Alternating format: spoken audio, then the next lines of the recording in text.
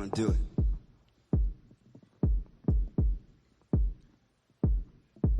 Black boy, tell me how you really feel. I just wanna build with you. Black girl, tell me how you really feel. I just wanna keep it real with you. I wanna live better, eat better. I wanna love better, sleep better. I wanna feel so aligned, sublime. One time for the state of mind, 2 times for elevated rhymes. No, I architected when I lay design. I drown noise out of the clear blue. I sit, twist the threads of said silence. That's an heirloom. I am the shepherd, I shear sheep. Still fleece funds from the have-it-alls to the matadors who sidestep the bull beautifully to that applause. Around rappers, a higher caliber catalog shines, reminds I ain't coming to flatter y'all. I spark chatter, dark matter, the sharks scatter on these dark waters. Who walk taller, who barks orders? God body, guarding what all the laws taught us. Not a peer, it's rear, they veer near. I pierce deep, I'm revered, my steps remain clear with fierce sweeps. Not a man here who could censor me. I'm on the pier, Elohim with the energy. Black boy, tell me how you really feel. I just wanna build with you. Black girl, tell me how you really feel. I just wanna keep it real with you. I wanna live better, eat better. Yeah. I wanna love better, sleep better. Yeah, I wanna feel so aligned. Let me talk to y'all over here. Sublime. 1 time for elevated rhymes, 2 times for showmanship, 3 times for black hands and land ownership. Revolution I bring to you, wedding ring bling to you. Nisi blues on war tunes to sing to you. I am a rebel without a pause, no applause. Trust me, I must be Chuck D getting mine off. Many fools been clock watching my moves and I needed a reappraisal of flavor. I took the time off. Now, back Jesus, black feet is slumbering unborn. Ark of the covenant curtain untorn. I'm a rose that rose to etch prose in Rosetta Stone.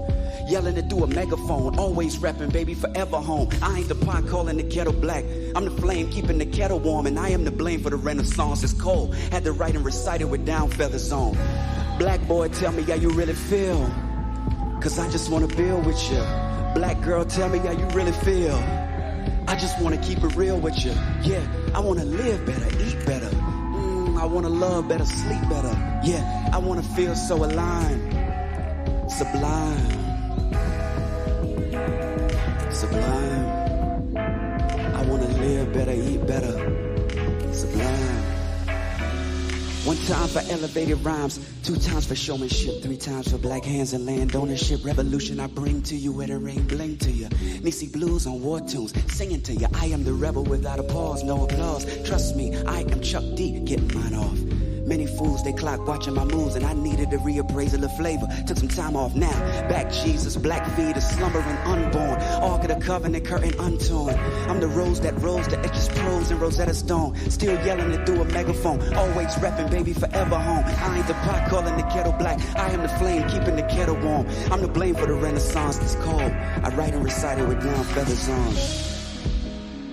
I love you and write and recite it with down feathers on. That mean that shit cold. And I'm the coldest. Listen, it's the message right here. Black boy, tell me how you really feel. Cause I just wanna build with you. Black girl, tell me how you really feel. I wanna keep it real with you. I wanna live better, eat better. I wanna love better, sleep better. Yeah, I wanna feel so aligned. Sublime. Y'all give a round of applause to this band right now. Sublime. What's up, family? Please put a thumbs up in the chat if you can hear me okay. I see my brother Wrench in the building. Already dropping a 10 ball for us. Appreciate you, brother.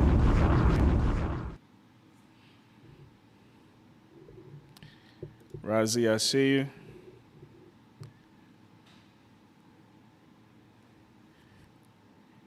Excellent, excellent. All right. I appreciate y'all pulling up. This was a last-minute decision to do this live stream, but I had some thoughts, and I wanted to share them with y'all. And also, if you guys are up to it, I want to hear what y'all have to say about the situation as well. But before we get started, my brother Nathan Daly, he's he's at the Tulsa Real Estate Fund meeting right now. Apparently Jay Morrison has invited investors and interested parties to the Black House to field questions. And apparently that's going on right now, or it just ended. According to him, he was going to go live, but obviously Jay Morrison did not allow that to happen. So I'm assuming nobody was able to go live, but I'm looking forward to hitting him up after this stream and figuring out how that went, if the police had to get involved. So stay tuned for that. But I've got a poll in the chat asking if you guys would be interested in a Jay Morrison case study. So far, 67% are saying yes, 11% are saying no, and 21% are saying why. And the reason I ask is because I have a lot of notes for this potential case study. So if there's no interest in it, I'm not going to use up all that time to make it happen. But if there is, I'll consider it. So this isn't a guarantee, but yeah, I'll consider it. I'll consider it. But yeah, the reason why we're here to talk about BrickGate. BrickGate, which is interesting because, like I told y'all during the last stream, I had a video do some numbers while the channel was banned for 2 weeks. And that video was about Clarissa Shields and Keith Thurman potentially fighting. And, I've been looking at the comments, and a lot of the comments are saying it needs to happen. Women need to be taught a lesson. Women need to, have to face the music, as it were. And unfortunately, I think this is an example of what happens when women face the music. I was watching Tariq Nasheed's take on this, and I have mixed feelings about Tariq Nasheed. I respect the hell out of him for the Hidden Colors series. For myself and for a lot of people, that was our introduction into wokeness, quote unquote, right? It was our introduction into questioning the status quo, wanting to challenge the, just accepted things that we had been taught about life and about Black history as it relates to white history, as it relates to the Americas and the world. So similar to Jay Morrison making financial literacy cool, I appreciate Tariq Nasheed for making consciousness cool. I haven't, however, been a fan of his new xenophobic position. And I understand it. A lot of us as Africans are ignorant as hell, and unfortunately we end up being weapons of white supremacy against our African American brothers and sisters. And in my opinion, the worst part is we end up being used as tools to scapegoat responsibility. And what I mean by that is, for instance, Barack Obama is the quote-unquote first Black president, even though he is the product of an African father and a white mother, right? Barack Obama has no lineage of slavery in the Americas in his family. He might have a lineage of colonialism, but that's another conversation. So I understand the frustration, right? I understand that a lot of us as Africans, not knowing African American history, barely knowing our own history, we talk down in a very condescending tone to our African American brothers and sisters as we, stupidly try to explain away the ghettos and explain away Black people's condition in this country. So I understand the new push for, B1 and ADOS and FBA. I get it.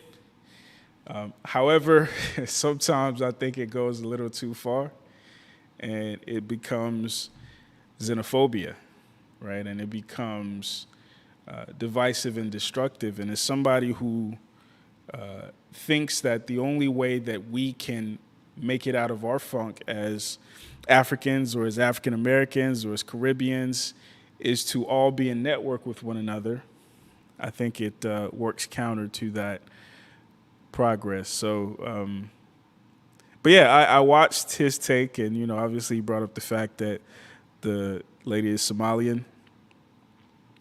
He brought up the fact that, according to him, African American men wouldn't have stood around and let that happen, and African American man would not have assaulted her in that way. And that's obviously speculative. But I do think it is worth a conversation about that part of our community's dynamic, right? One of the things I've mentioned on this channel is that I get comments at times saying that the interviews that I've done are an attempt or have been a tool to make black women look bad, and have also, been my way of maybe demonstrating African superiority, because look at all these misbehaved black women or African American women who answer these questions stupidly.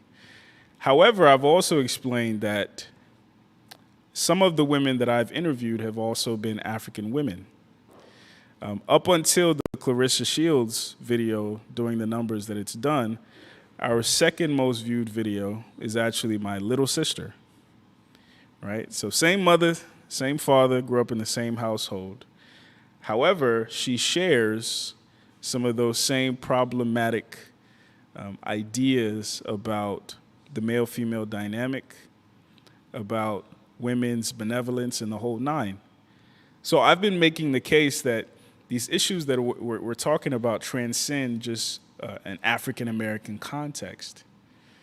And, I've heard the people say, would Nigerians, for instance, allow an African-American go over to Nigeria and talk about their women? And my answer to that is, number one, unfortunately, I think Nigerians on the continent would be more willing to listen to y'all than they would actually be to listen to their fellow Nigerian. But again, that is a whole other conversation. But the reality is, American culture, more specifically African American culture, sets the tone for the entire black diaspora and the entire world, right? So whatever we get right, whatever we get wrong here, it's going to reverberate throughout, the rest of the African world. And I've also made the point that among the most fervent, the most angry, and the most adamant black feminists, I think there are a lot of, as y'all would put it, non-FBAs in their ranks. In my experience alone, some of the most difficult women that I've ever had to talk to were African women, were Caribbean women. And I think that happens for a number of reasons. I think number one, for the ones who didn't grow up in their country of origin, and have adopted this neo-feminist idea, kind of like the whole Clarissa Shields situation. They've never been in a context where masculinity checked their feminism. And all they have is the stories and what they've heard about it. So they end up, it's like a pendulum swing. They swing to the other side of the extreme, and they're the most feminist, and they're the most quote unquote man hating, or they're the most disagreeable. And I think, I think that's why this BrickGate crescendo moment is a great place to discuss this. So if you guys don't know, the lady on the screen, I think her TikTok handle was Row Reports. She went on the internet to report that she had been assaulted at the front of a nightclub with a brick by a black man because she decided not to give him her number. And when I was sent the video, immediately we live in the era of victim blaming, so you have to kind of tread lightly. But I immediately thought to myself, what happened? Because she didn't strike me as a damsel in distress. She didn't strike me as a victim in the traditional sense. And again, she is a victim. There is no circumstance where a man should knock a woman over the head with a brick unless he fears for his life. So this man is absolutely a coward. This behavior is absolutely reprehensible. However, I do still think it is worth a conversation, because during her story, she said that he held up the brick and he said that he was going to hit me, and everybody watched. So for me, the natural question was, why were you watching? Why did you have the impetus, the unmitigated gall, the audacity to stand in front of a grown man with a weapon and continue to talk, as opposed to seeking shelter, as opposed to doing the normal things that the physically less imposing in any kind of interaction would do? Run, at the very least attempt to fight. What did you not think that he would do it, basically?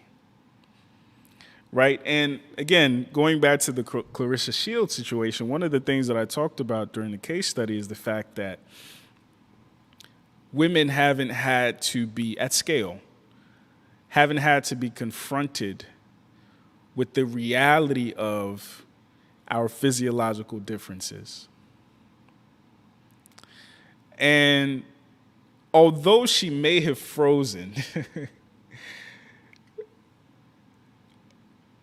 her reflex after the fact to pick up her phone and to record, not to get to an ambulance, not to get the police on the line or get some kind of help, but to record, was an indication for me that maybe there's more to this young lady's character than might be evident in this clip that we're seeing. And over the past day or so, a lot of stuff have come out, right? Apparently, she is a feminist influencer who routinely smacks white men in the face as performative reparations,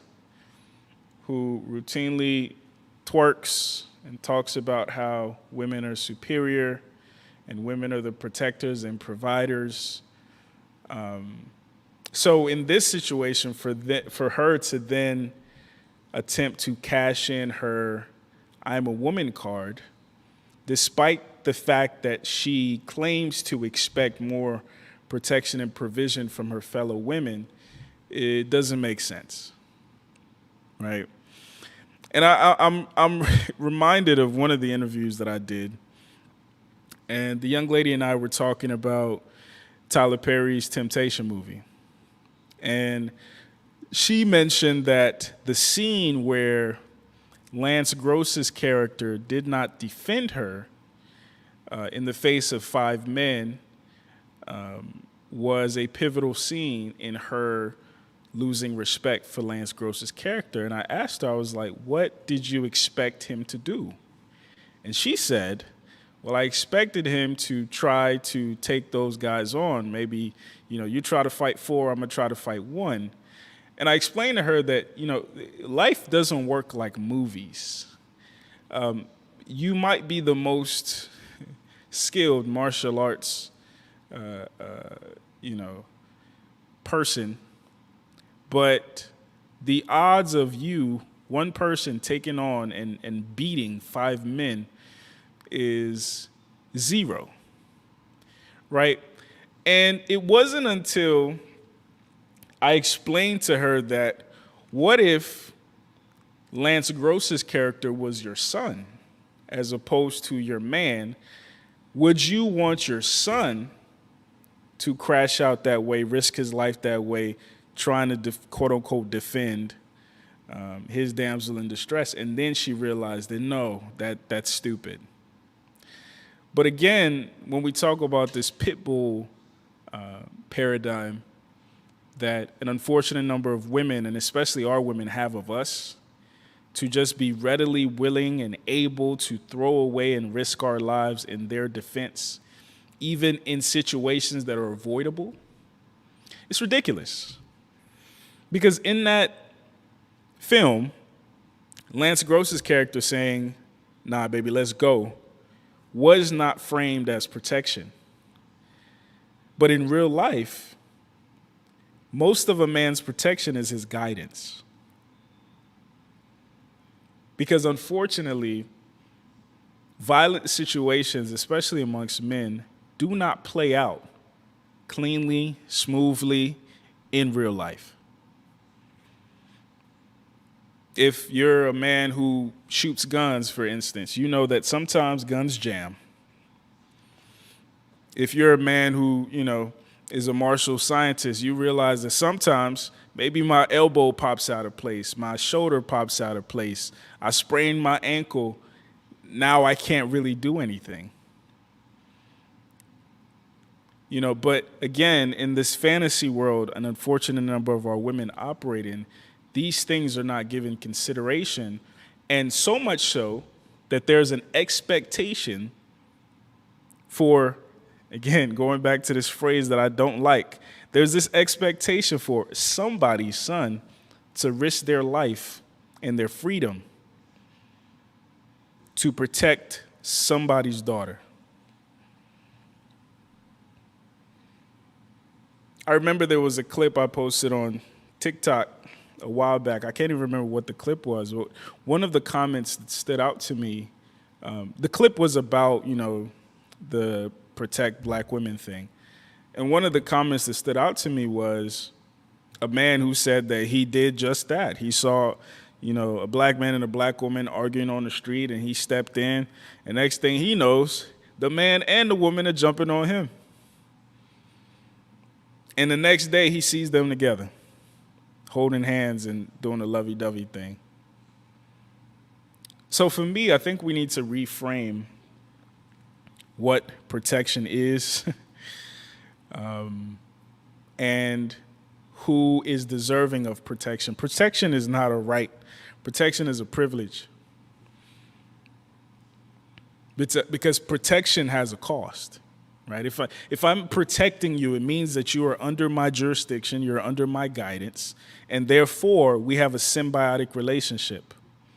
These are my expectations of you, and in return, one of your expectations of me is protection. But this expectation and now this shame that's around shaming men for not being willing to just give away their value, aka their life, so freely, it's ridiculous. Which brings me back to the idea that we've been talking about, that unfortunately, especially in a Western context, we're not taught that men have value. We're taught that men's value is in their ability to serve and potentially die for the greater good, whatever the greater good might be. Now, more specifically for black men, we're taught that his value is in his ability to please me, whatever that might be, on a daily or hourly basis, and crash out. He's my pit bull with a penis that I don't have to listen to, but should pay all my bills and should be enthusiastic about joining with me in union. That is what we're taught. And I think the assignment now for the female delegation, our sisters, is to consider, what do black men mean outside of the things that they do for me, outside of them serving me? One of the clips that's doing some numbers on Instagram right now is a clip where I said if there was a room, where men walk through and they were to get evaluated, black women would insist on being in that room. But if there was a room where women were to walk through and get evaluated, they would insist that it was only other women evaluating them. And more specifically, other women that they like. So other women who won't necessarily be honest or brutal in their evaluation. Because again, the overarching theme is that I don't have to like what you like. I don't have to care about what you care about. I don't have to consider your point of view or your critiques. I might if you're my son and I'm worried about your health and your survival. But on a day-to-day basis, I'm coming already put together. Even the things that I have to work on are part of my beautiful imperfection. But you, I'm God's gift to you. And you should be happy that I'm here to improve you and your life. And I think what we're seeing with the Passport Bro movement, what we're seeing with, how to even call this, the Bystander movement, is that men are saying, this social contract that we had is now broken. So what, I risk my life to jump in front of you, you and this man with a brick, and tomorrow you smack me for a TikTok video, and he pulls up to my house with an Uzi or something? And I think a perfect example of this is one of the videos that came out from a brother who was at the at this event, and he was one of the bystanders, and he basically said, I have to make it home to my daughter. And just based on how she was moving, she's not worth me risking anything, let alone my life. The tragic part about this is she's a boy mom. She is the mother of a son. And she has stated repeatedly her disdain and her contempt for men, more specifically black men, and she's raising a black son. And I tell women that the men that y'all complain the most about were raised by y'all.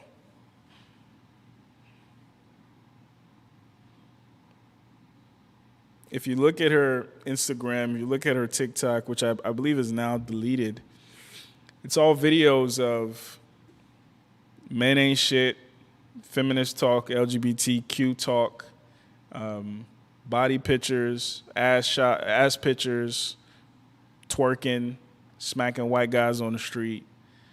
And this is what's deserving of my life. Because again, that's the part that annoys me. It's like we use the term protection so flippantly. Protection is my life. It's my willingness to put my life in front of yours, to put my life in the line of fire, to forget about whatever obligations I have to live for, and to prioritize whatever it is that you have to live for. Me personally, I'm only willing to do that for a woman under my jurisdiction. And on the rare occasion that I'm willing to do that for a stranger, this stranger must be an exceptional stranger. Because again, I'm still a man, and there still is that, how am I going to put it? There still is that desire to assist a damsel in distress. But, hey, I'm not jumping into a fight with Rocky Balboa. And what's the other guy's name? Mr. T. Y'all got it. And the fact that we are framing this as weakness, the fact that we are framing this as some failing of masculinity, and I've seen even men frame it this way, is idiotic. Because again, it's easy to conceptualize these things when we're talking about what men should have done, what men should have done. But frame it as, would you want your son that your wife suffered 9 months for, and you suffered 18 years to raise, or whatever the case may be, literally crashing out for nothing? Now, we've heard the stories of, the high school kid who, got in between of a mass shooter who's gunning after his fellow students. That's different. That boy is a hero. But in situations like this, those men are forgotten. Because again, that social contract of this is the behavior of a chivalrous man and this is the behavior of a woman worth chivalry is broken. You cannot continue to say, I'm worth everything I was worth before. I deserve all the same privileges of traditional masculinity without subscribing to the same expectations of traditional femininity. It doesn't work like that.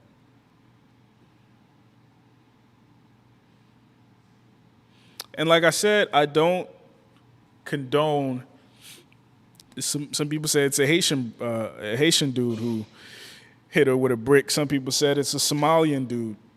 And, I tell sisters that, American men have really spoiled American women into thinking that there's quote unquote better out there. I've said on multiple occasions, American men are the most accommodating men on this planet, more specifically American black men. And even though it sounds like a compliment, it is and it isn't. Because when these women go overseas, you're not finding men who make six figures. You're not finding men who don't care what weight you are. You're not finding men who are going to tolerate an attitude or a talking back. You're not finding men who define themselves by their ability to tame wild stallions. You're not finding that. So instead of being appreciative of American men who, relative to any other man on the planet, is liberal, is accommodating, is understanding, and again, this is good and bad, right? Instead, the culture is continuing to complain, asking him to be more and to be better. And again, it's not sustainable, To Tariq Nasheed's point, the way that she talks and moves, she wouldn't talk and move like that in her own country. But she's grown accustomed to operating any type of way. And unfortunately, this I don't even think this is going to be her wake-up call. That's what I was going to say. I don't think it's going to be her wake-up call. Right now, I think she's made $30,000 on GoFundMe. I think this is just going to be more validation for her.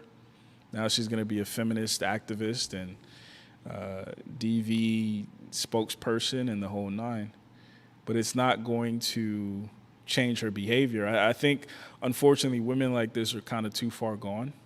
And I'm sad for her son. Because it's boys that grow up with mothers like this who have the worst concept of femininity, right? And you see, I've said it before, you see two outcomes. Either you see the guy who tries to overcorrect and now he's super simp, Captain Save-A-Ho, because he's trying to fix his mom and other women. Or you see, the guy who was, subconsciously getting game from his mom, and now he's a Super Saiyan version of Future. Because my mom wasn't shit, so how can any other woman that I encounter in life be worth a damn? So I'm gonna treat them exactly how my mom portrayed herself to be. And then you see sisters coming back and complaining about black men not checking black men, not understanding that these black men who need checking came from black women, came from problematic black women that some of those same women celebrated because they were quote unquote feminists and they were quote unquote free and what's the saying? Well-behaved women seldom make history. I'd add to that and say misbehaved women are seldom protected.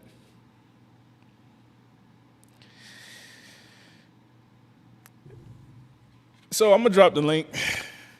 I don't want to keep talking to myself. So for the next 30 minutes, I want to hear y'all's thoughts. Please click that like button. We have almost 200 people in here, only 68 likes. Likes is what helps the algorithm pick this up. So please take 2 seconds. Just press that like button. That's all. That's all you have to do. Even with other videos that are on the channel, please just get in the habit of pressing the like button. Let me see. Again, salute to Wrench Turner. Appreciate you, brother. Mr. Me Too, he says, sliding through to show some love. Big O, support black men. Media, appreciate you, my brother. I don't know if y'all can hear these sound effects, but I'm going to push them just in case. Appreciate you, man. Let's see who else. Mr. Me Too also just became a member. Thank you, brother. Stuart, I see you, brother. I see you in here. It says it twice. I don't know why it says it twice. But anyway, let me drop this link. But yeah, I want to hear y'all's thoughts, and then we're gonna get up out of here. But I'm still working on the rest of the Tiasan Johnson interview. If you haven't seen a part of it, I dropped a part of it a few weeks ago where he was talking about the recent Barbie movie. So that's kind of a glimpse into the rest of it. But the rest of it is framed as a tool for us, right? So I framed it as him explaining black masculinist studies and black masculinity to different cohorts of women, right? So in part of it, he's explaining it to little girls, so like 7 to 12. Then he's explaining it to teenage girls, like 13 to 19. Then he's explaining it. So he explains it with increasing difficulty and with increasing nuance as he goes up. So for your daughters, for your sisters, for your aunts, for your mothers, for your nieces, for your coworkers, for your friends, you can send them this one video, which essentially is a masterclass, and he walks them through the nuances of black masculinity and more specifically black masculinist studies at each of these levels. So y'all stay tuned for that. Unfortunately, I know those videos don't really perform well because they're not something current like this. I know they're not something, what's the term? In line with the manosphere at large, so, the algorithm doesn't really pick it up. But that's why I beg you guys to get in the habit of navigating to the videos tab just to see what is new, because these videos are difficult to produce. And your support keeps it going. So if you haven't already, consider Cash Apping.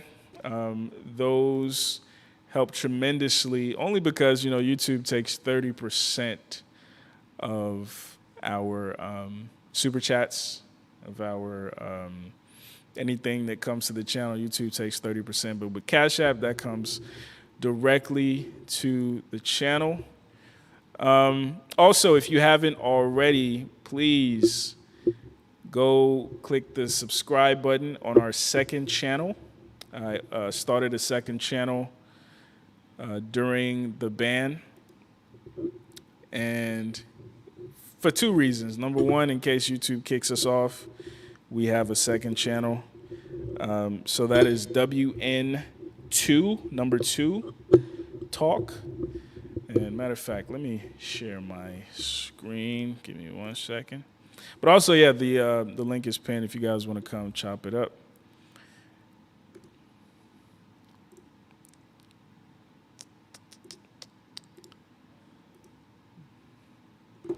All right, so let's do YouTube.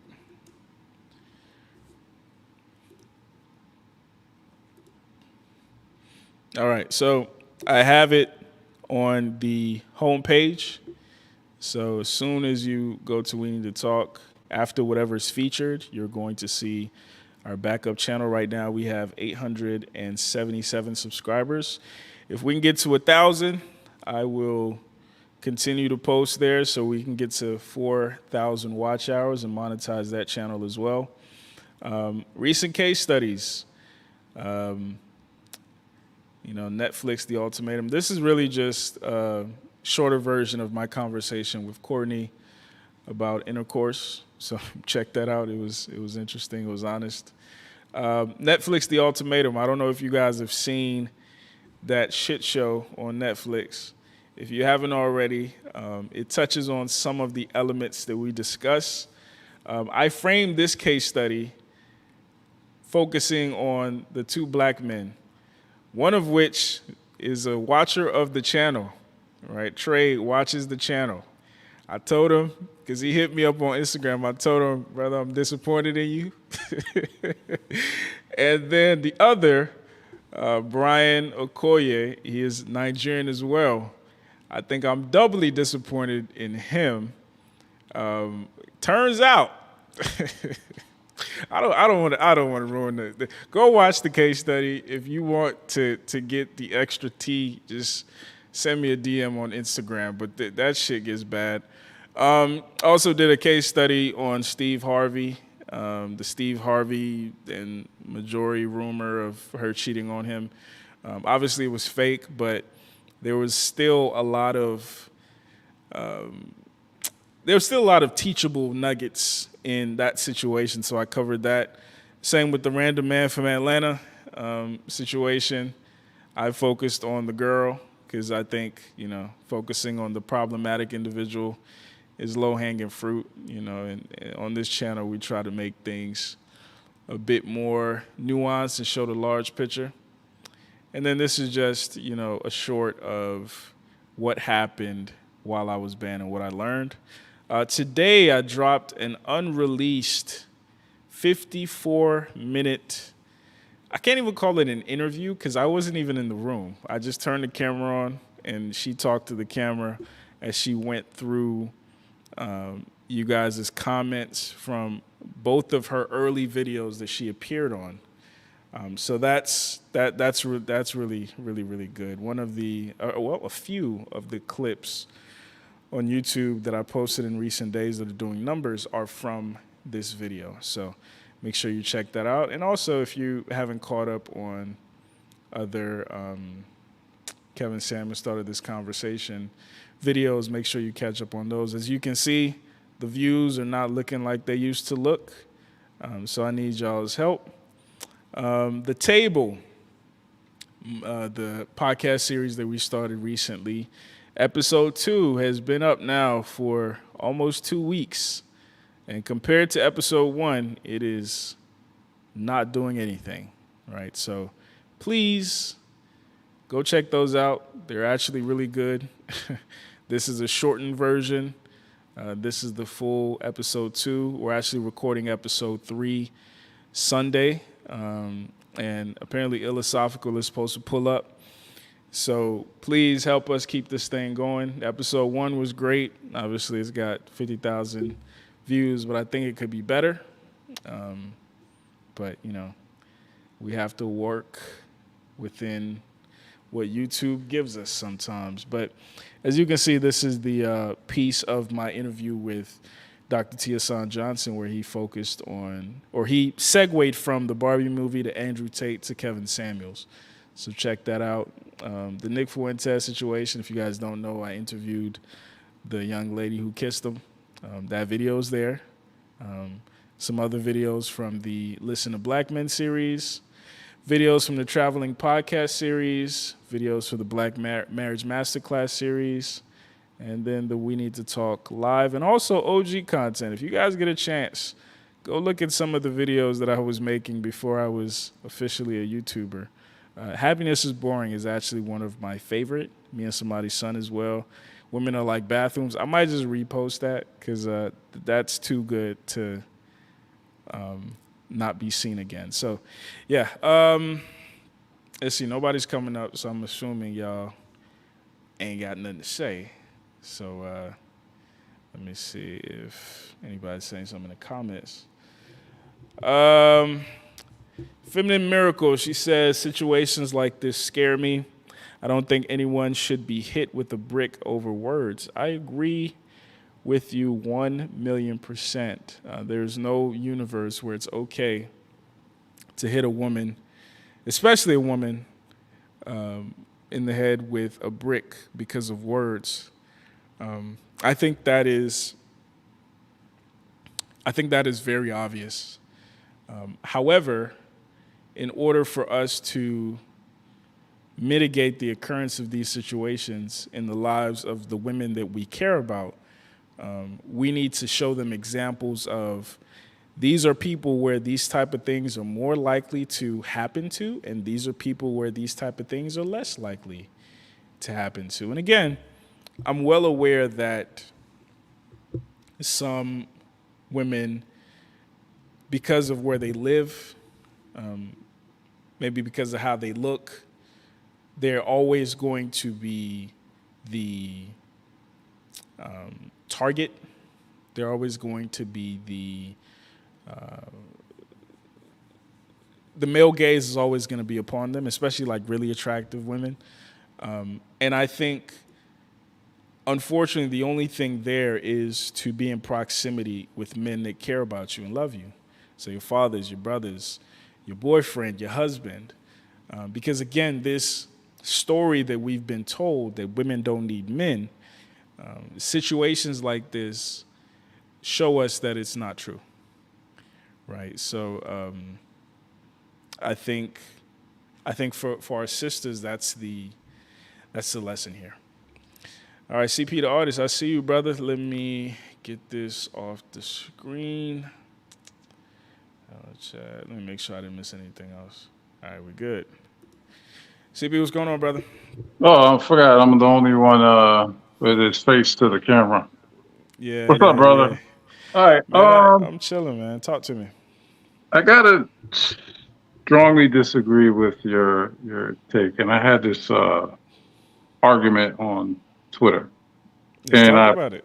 Okay, so I've heard the narrative that a man shouldn't risk his life for someone that isn't worth it. Number one, those men didn't know her content until after the situation. Mm-hmm. Number one. Number two, conflict resolution doesn't always have to mean violence.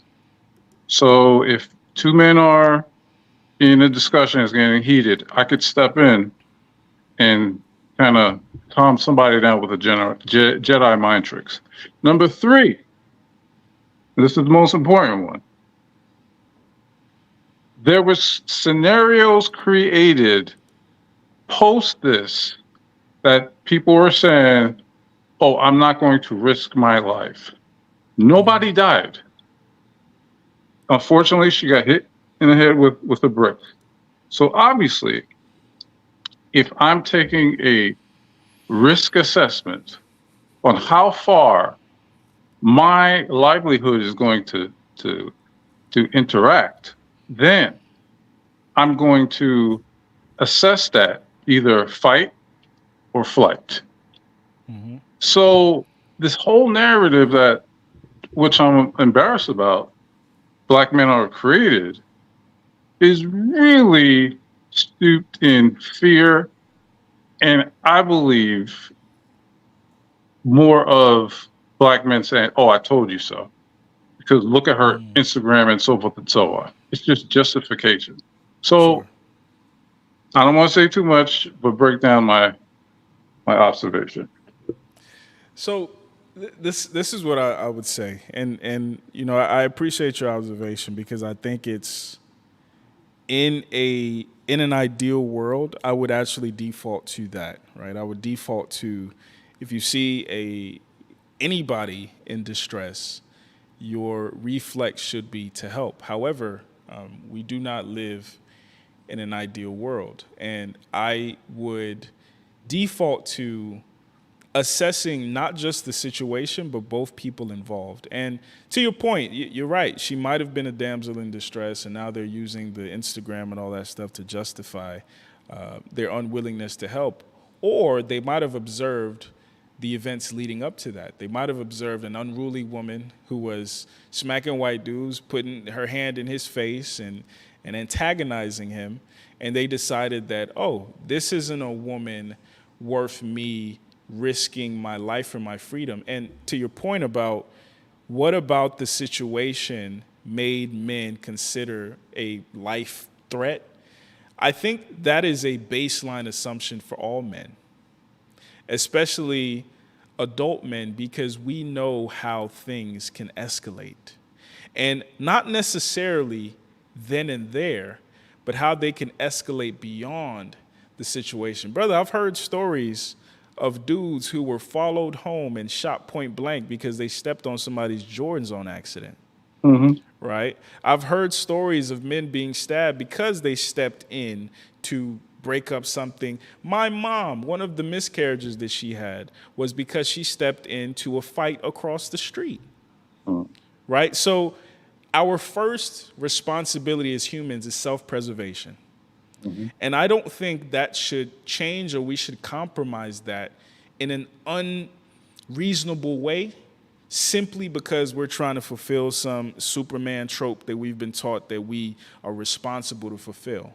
And that's my stance with it. So I'm not saying that men should not protect women, or men should not step in the middle of things or de-escalate things. I'm saying that it's all right for men to be selective with who they do it for and when they choose to do it. Here's my rebuttal to that. Number one, you brought up again that she smacked white men and all this other stuff. That was on her Instagram. Those strangers did not know that. That's conjecture. They did not know all those skits that she does. Number one. She is a foul, how should I put it, social media person. I'll give you that. Mm-hmm. But me as a man who loved my sister, loved my mother, and we grew up where, you know, I wasn't always going to be able to protect them because they worked. My mom worked in Manhattan. Sure. She used to take a train and a bus down to, you know, back home. And so there was nights where she had to be protected and come home safe. Now, if I'm not around, I would hope that some man would not actually like risk their life, but just step in. And I'll give you an example. Okay. You know, I'm an artist. Mm-hmm. I was able to quit my job because I did a movie, and this has to coincide with this. And at that movie, where I was doing this mural, there was an argument between the security of the movie and the building owner of that establishment. The security guy was he was hired by the production crew. I'm gonna keep the story short. They started arguing over a parking spot. These two men were armed. Two black men, they were armed. It was everybody on set, just the art department, because it was me and the art department, whatever. It got so heated, I had to step in because they were both armed. Mm-hmm. It took me 15 minutes pushing one guy away, pushing another guy away, and finally, cooler heads evolved, whatever, and they left. I put my life on the line for that. So I asked the owner, I was trying to cut. I was like, "Yo, were you gonna shoot him?" He said, "You saw me backing up because I was giving myself space to shoot him because this is my property. I could shoot him, and he's armed, so I could shoot him." So here's the thing: I'm not asking people to be men like me, but I've been through life and death situations enough to say I could assess a situation and be like, okay, is this really going to end my life or not? Mm-hmm. And from the guy that said, hey, I saw what happened. Bro, it wasn't going to really end his life. If that dude wanted to end her life, and since nobody stopped him, he could have. So it shows that his only weapon was a brick. Mm-hmm. Nobody's life was going to end. You probably would have got your ass whooped or something like that. Excuse my French. But nobody was going to get, beat up. So it's like that shows, and this is the saddest thing, right? And I'll end it here. Yeah. All that propaganda that her side, because she's a feminist and all this stuff, and all this that I've seen on social media that people are like, oh yeah, she got what she deserved. It validates her point.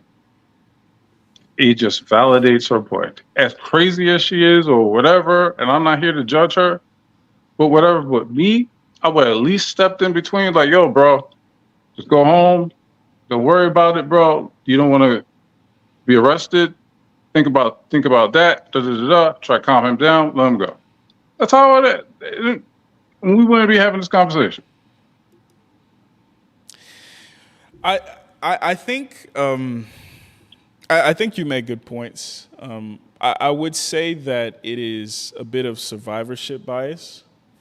It's like, when you have, for example, what's going on with Jay Morrison right now? Is that the real estate guy, Tulsa real estate? Yeah. I think he had something here in Atlanta.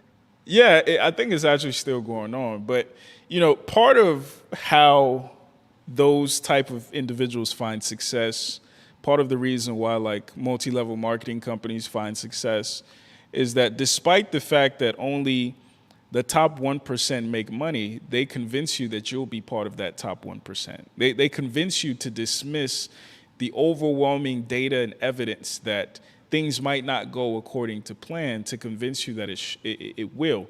Now, my only issue, I'm not saying that there's anything wrong with if you were there, for instance, and you chose to step in, or if anybody else was there and they chose to step in. Hell, that might have been my personal reflex.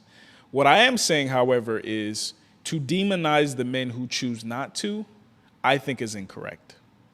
What I'm saying is that a man's provision, any man's provision, mine, yours, anybody else's, and your protection is yours to give out, right? It is you have the last right of refusal to say that I will give this person $10, or I'll give this person 10 minutes of my time, or I'll step in the line for this person.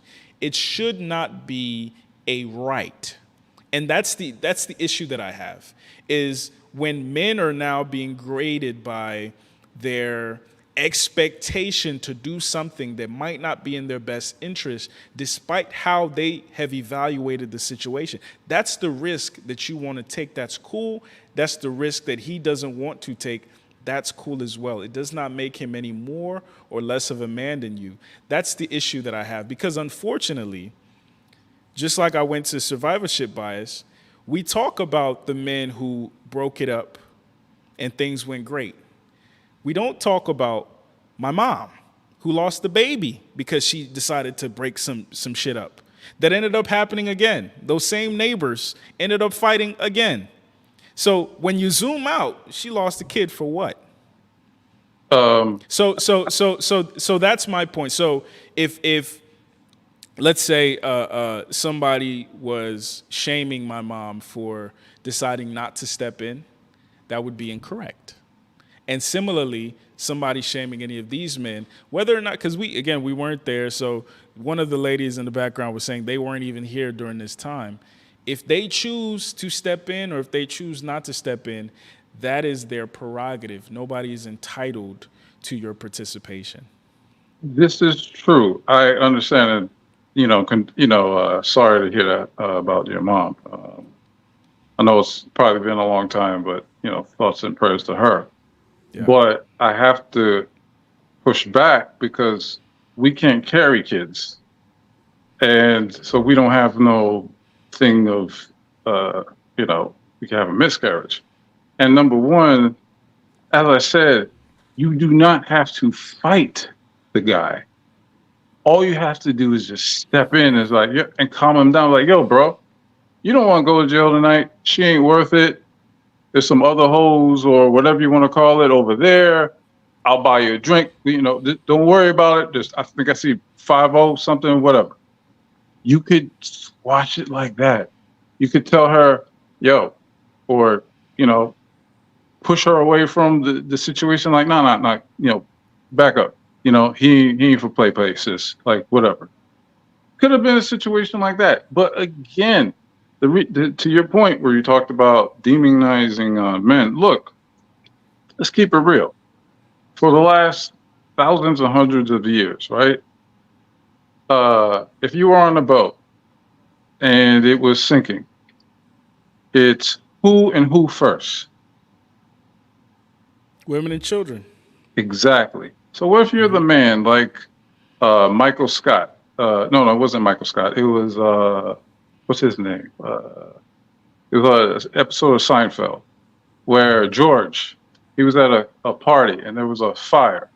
It was a children's party, and he ran out like a man. He ran out, kicked the kids aside, whatever, while there was a fire inside, and people were like, "Why didn't you do anything?" You know what I'm saying? He left the kids and the women in the thing and the clown up in there. He got ridiculed for that. The thing is, as men, and I'm from an older generation, because I'm 47 years old, this would have been, I'm not going to say 100%, but I would say over 70% of men my age would have stepped in and been like, yo, dude, do something. It doesn't have to be a physical confrontation where I'm going to either, and here's another thing too that you're forgetting. I could take his life too. Sure. You ever thought about that? So, sure. So these excuses, when your fight or flight mechanism, and maybe I'm from a different era because all we did was fight with our hands, and now, we live in a generation where everybody wants to shoot anybody. Don't nobody fight no more. Yeah, I mean, I've been in more fights than I had sexual partners, and it's like, you know what I'm saying? It just was what it was. You know what I'm saying? Right. So my thing is, it's like this. Okay, she wasn't the greatest woman in the world, whatever. But I'll tell you, like what I say I said on Twitter. Yeah, I could die, but I'd rather die a hero than I'm going to die a coward. Because a coward, you dying a coward, sure. You can't. You know what I'm saying? I understand what you're saying. I think your Titanic example is excellent because I think what it exemplifies is the different social contracts that we had back then versus what we have now, right? Part of the reason why the expectation was women and children is because our society operated under a certain type of hierarchy, right? Kind of like, people say the man eats first. The reason why the man eats first is he needs to have energy in case he needs to do exactly what you said and protect the family and put his life in danger. He needs to be nourished, and it's also consistent with the animal kingdom. However, now that our social contracts are changing, we cannot continue to have the same social expectations, unfortunately. And for me, I think that's why I put the responsibility on the individual to make that choice for themselves. Because again, the man who actually came out and said he was there, the point he brought up is, I had to make it home to my daughter. So as a man, you have to, number one, assess the situation, which means you assess the aggressor and you assess the quote unquote victim. And then you have to assess yourself and your ability in that moment to handle it, whether, you might be somebody who's got the gift of gab, and maybe you know that, I could talk down any situation. You might not have that gift. Maybe you're a big, strong guy, you can fight. Maybe you can lean on that. But even after that, you also have to assess what's on the line. Unfortunately, and me and Courtney actually got into an argument about this. Courtney idealizes Tupac, right? Like a lot of women like Tupac, right? And for me, Tupac represents the archetype of man who, quote unquote, has nothing to lose, or is willing to, as Kevin Gates would put it, I'm willing to die about this, right? Mm-hmm. Willing to die about nonsense. And unfortunately, I think we have grown accustomed to that archetype of man, the I have nothing to lose man, right? So now when we are confronted with men who are saying, hold up, no, I got some shit to lose, and I have to make sure that if I'm going to lose it, it's worth it. Because this idea that he's going to be touted as a hero if things go left, it's not true anymore. Unfortunately, it's not true anymore. And I don't think he or anybody there needed to see her Instagram to, while assessing the situation, assess if she was the type of woman worth stepping in for. And again, it is still at the discretion of the man, and it makes him no bigger or smaller if he chooses to step in. Now, again, if this was a woman who, Sunday school teacher, a nice, good temperament woman, wouldn't hurt a fly, there would be no question. Men naturally step in. There are men in prison right now. Who are in prison for defending women, right? But unfortunately, what we're seeing happen is there is more of a growth in the number of women who claim to not need men until their need for men requires a man's sacrifice and a man's potential life sacrifice. And that's the issue that I have with it. So no, I don't think he's any lesser or any better if he stepped in or not. I will give you this. You did a video that I did agree with that situation where the dude was dating some girl that she was actually married and her brother went to go take out the dude. And the dude in self-defense. Remember that? Mm-hmm, mm-hmm. What was his name?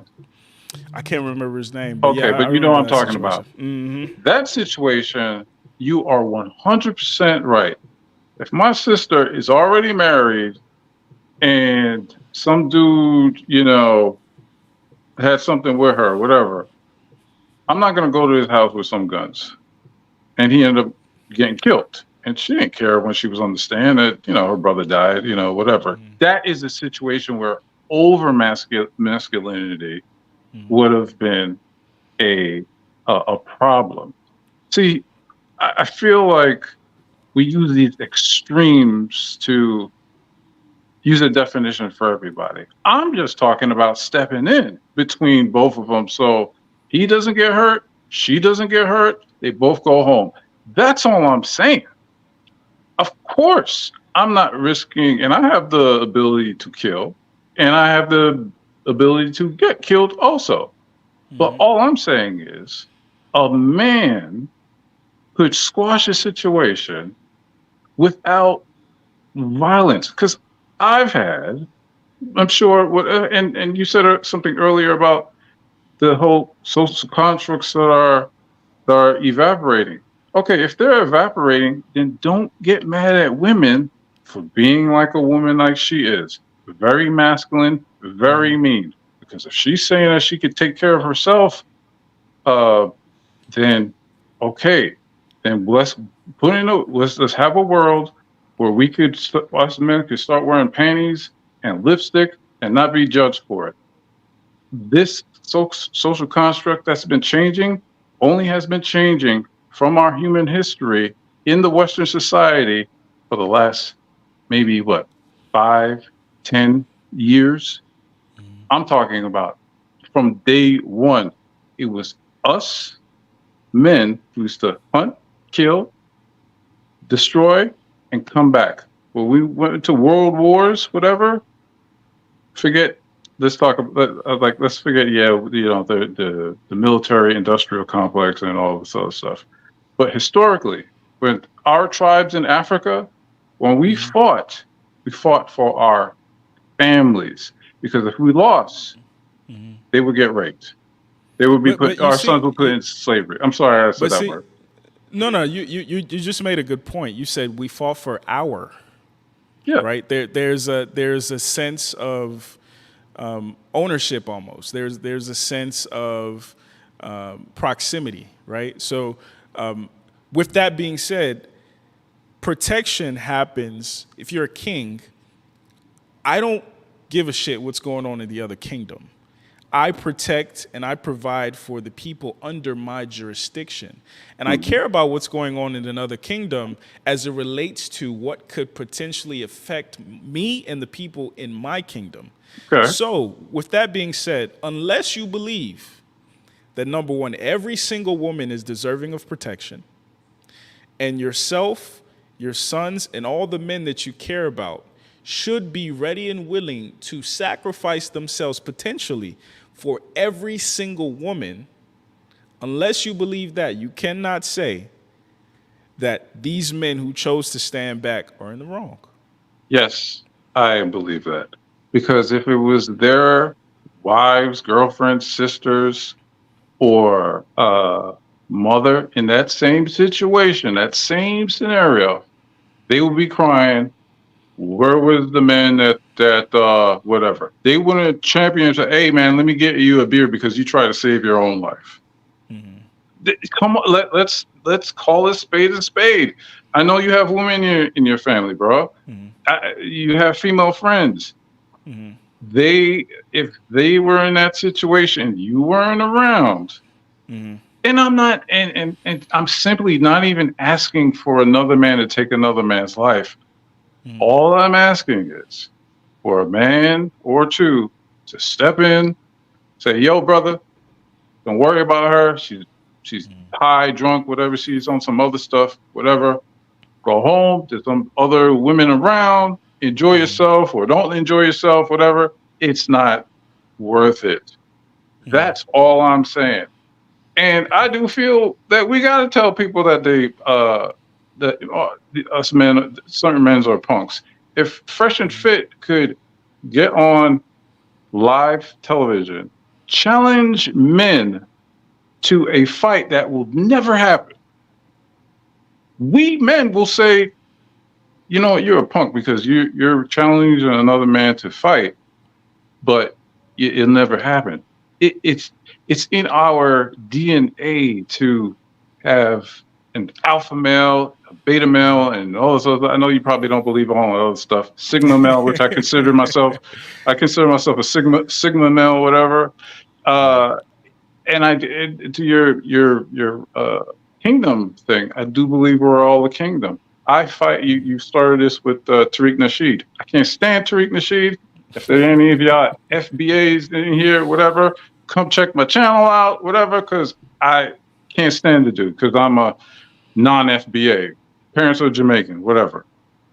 And I believe that we are a whole, whatever. And once we start not caring about the weakest, and if we stop believing that I am my brother's keeper, because, like I said, what if I'm looking out for him? Because now he could spend probably the rest of his life Sure. in prison, because that was attempted, you know, whatever. I don't know if I could say certain things on YouTube, but because he hit her with a blunt object. So I'm saying, so my thing is like, the more we start breaking down these things, like you just mentioned, where are we as a Black society? Because I feel like what your friend said about Tupac is that women are looking for that, and also men are looking for that too, because we're growing a generation that just really doesn't care about anything but self-preservation. I'll say this. Actually, let me ask you a question. So you're saying that the expectation should be that all men, every man should be ready and willing to step in for all women, every woman, right? In what areas or in what ways should all women, every woman be ready to step in for men? Why they don't need to step in for us, because we are men. Like, But again, not necessarily step in. Step in was the wrong way to put that. I mean, what should all men be able to expect from all women?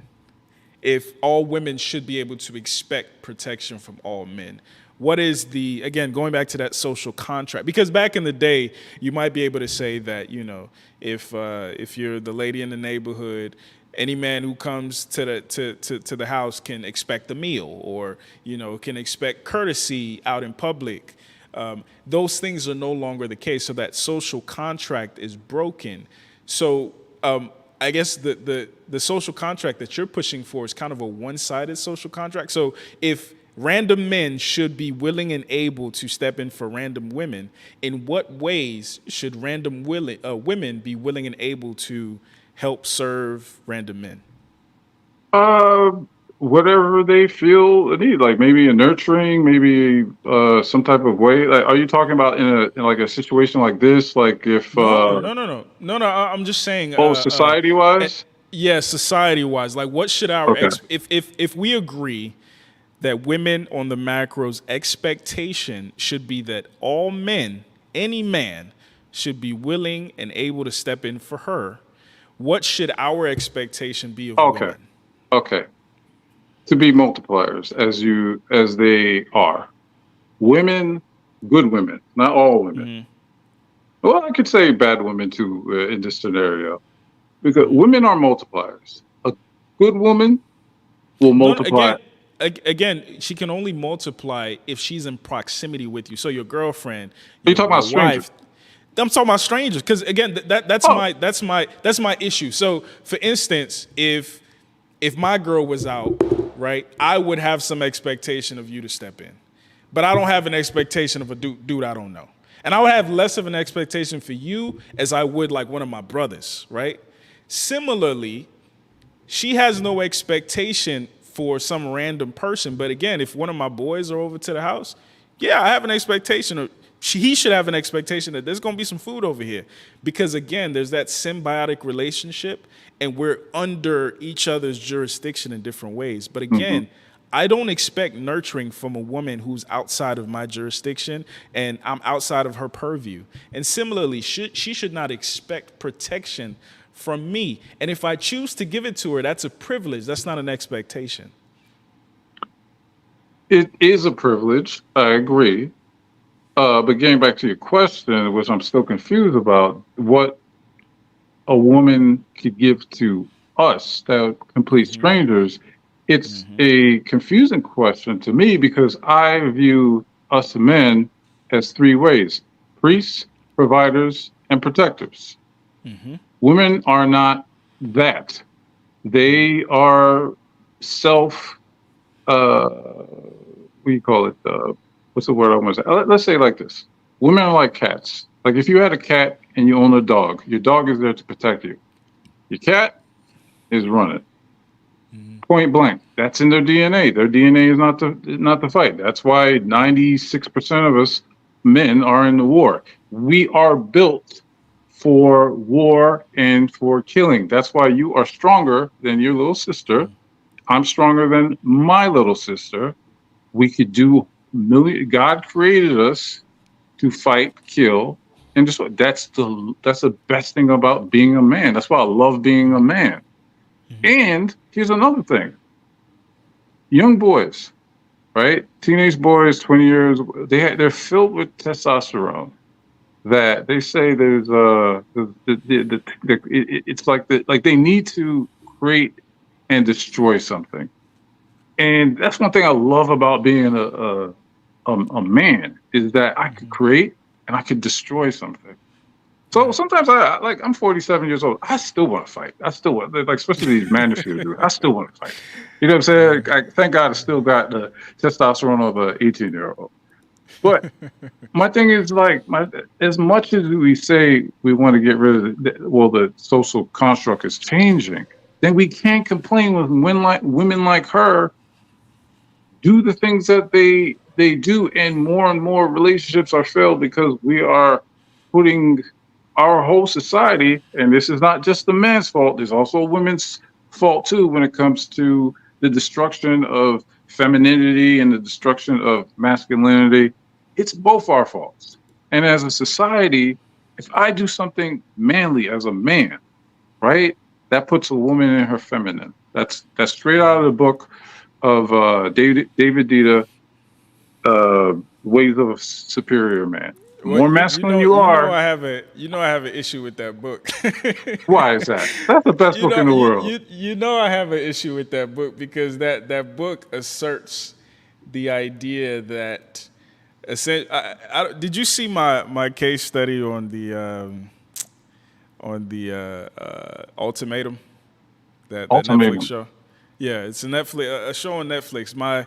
I think second to the last case study that I did is about that. And basically, I likened the men on that show to matadors, right? A lot of us as men, we've been taught, and I think this is the idea that the book pushes, that you are a superior man if you know how to tame wild women, wild horses, right? If you know how to get out of the way just at the right time before the bull runs through the red curtain. And I think that's been a damaging thing to masculinity. And also, Warren Farrell talks about the consequence of men and boys being fodder for war, right? Part of the reason why we find it hard to empathize with men and boys is because for millennia, men and boys existed just to feed the war machine. So men and boys existed to die. Basically, you, as a man, you were as good as how well you could die. And as time is changing, as wars are no longer as necessary, men are realizing that, hold up, we're people too. We have feelings and emotions and fears and considerations and the whole nine. So again, for us to continue to hold ourselves to those archaic paradigms of masculinity in a world that doesn't reward it is the issue that I have. So again, if I was there, if some other brothers were there, they might have stepped in. And also, who knows? Maybe somebody did step in, like you said, and try to de-escalate. But again, according to the personality that she's presented on social media, we've met those type of unruly women. And they're going to behave as if they might punch you in the face for trying to get in the middle of, no, he gonna hear what I got to say. So if a man decides, hey, I don't want nothing to do with this, I don't blame you, brother. That's how I look at it. Because I got a daughter at home. I got things to lose. Shit, I'm drunk right now. I'm heading home. This is not my fight. And I think every man reserves the right to say that this is not my fight. If the situation warrants that. But obviously, that is conjecture because, number one, nobody died. She got hit with a brick. He could have killed her. Yes. Mm-hmm. But as I said, you don't need to match violence with violence. And then to your other point, it's not archaic. This is how we were born. We were born with more testosterone than No. I'm not saying that part. I'm saying the expectations of men. But here's the caveat, right? Because we were born with more testosterone. Yeah, like I was in an office building before I quit become a full-time artist. And there was women on that feminism stuff, and they were like, "Oh, we don't need you. We don't need you." And I was like one of the only men in the office. There was two other guys, but they were old. Anyway, I was like, the youngest dude. So I was like, "Oh, you want to play this feminism thing? The next time you see a spider in the office, I ain't killing it." They're like, "CP, stop playing." So when there was a spider, I was like, "I'm not killing it. You're a feminist. Kill your own spider." "Okay, I'm sorry. No, stop playing. Stop playing." And I got killed. I went to go kill the spider because I'm not afraid of spiders. So I guess my point is this. It's in our DNA to fight, kill, and destroy, and be men. And I think the problem is that we have so many men that have testosterone that putting our testosterone in the wrong things. And I think there might be a testosterone shortage because I think men are acting a lot more feminine and women are acting more masculine, and that's a problem that we got to correct too. Wrench, what's going on, brother?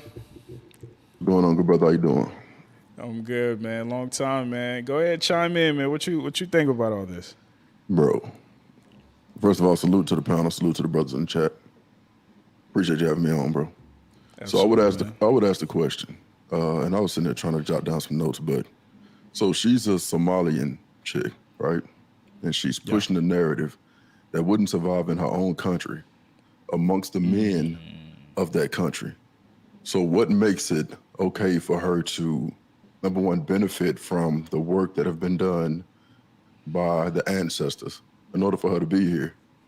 What gives her the right to then come here, go against what her own culture does in that country, get here and push an agenda that is detrimental to the future of people that look like me? That would be my question. The next thing I would say is name a society whose women operate this way that is successful and thriving. You look at India, their women don't operate this way. You look at China, their women don't operate this way. You look at Russia, their women don't operate this way. We are the only ones who have this idea that, you let them do whatever they want to do, and then you just step in and protect them. No, Kevin used to say it all the time. The standard is the standard. Right? The standard is the standard. You don't have to like it. You don't have to agree with it. But the standard is the standard, and it's the standard for a reason. You know what I mean?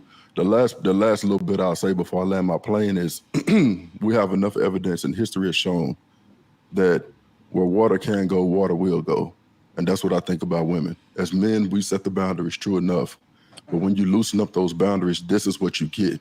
And to ask brothers to go out here and compete with every other man who does not have the same dynamic as it relates to the relationships, as it relates to the family structure, as it relates to the way that their women interact with them, to ask us to go out and compete with those men and then in turn turn around and protect women who are not on our program, it's a death sentence. It doesn't make sense. I'll land my plane there. Absolutely. How would you respond, brother? TP. Oh, me? I thought. Yeah. Nah, he was okay. So he says that how is she allowed to operate in a society that in her own society is Somalia? Now, Somalia is a terrible place, to live for a lot of women and men also. There's slavery around the world. Now, without real men are put in place to defend not only themselves, but for weaker men, the children, and the women.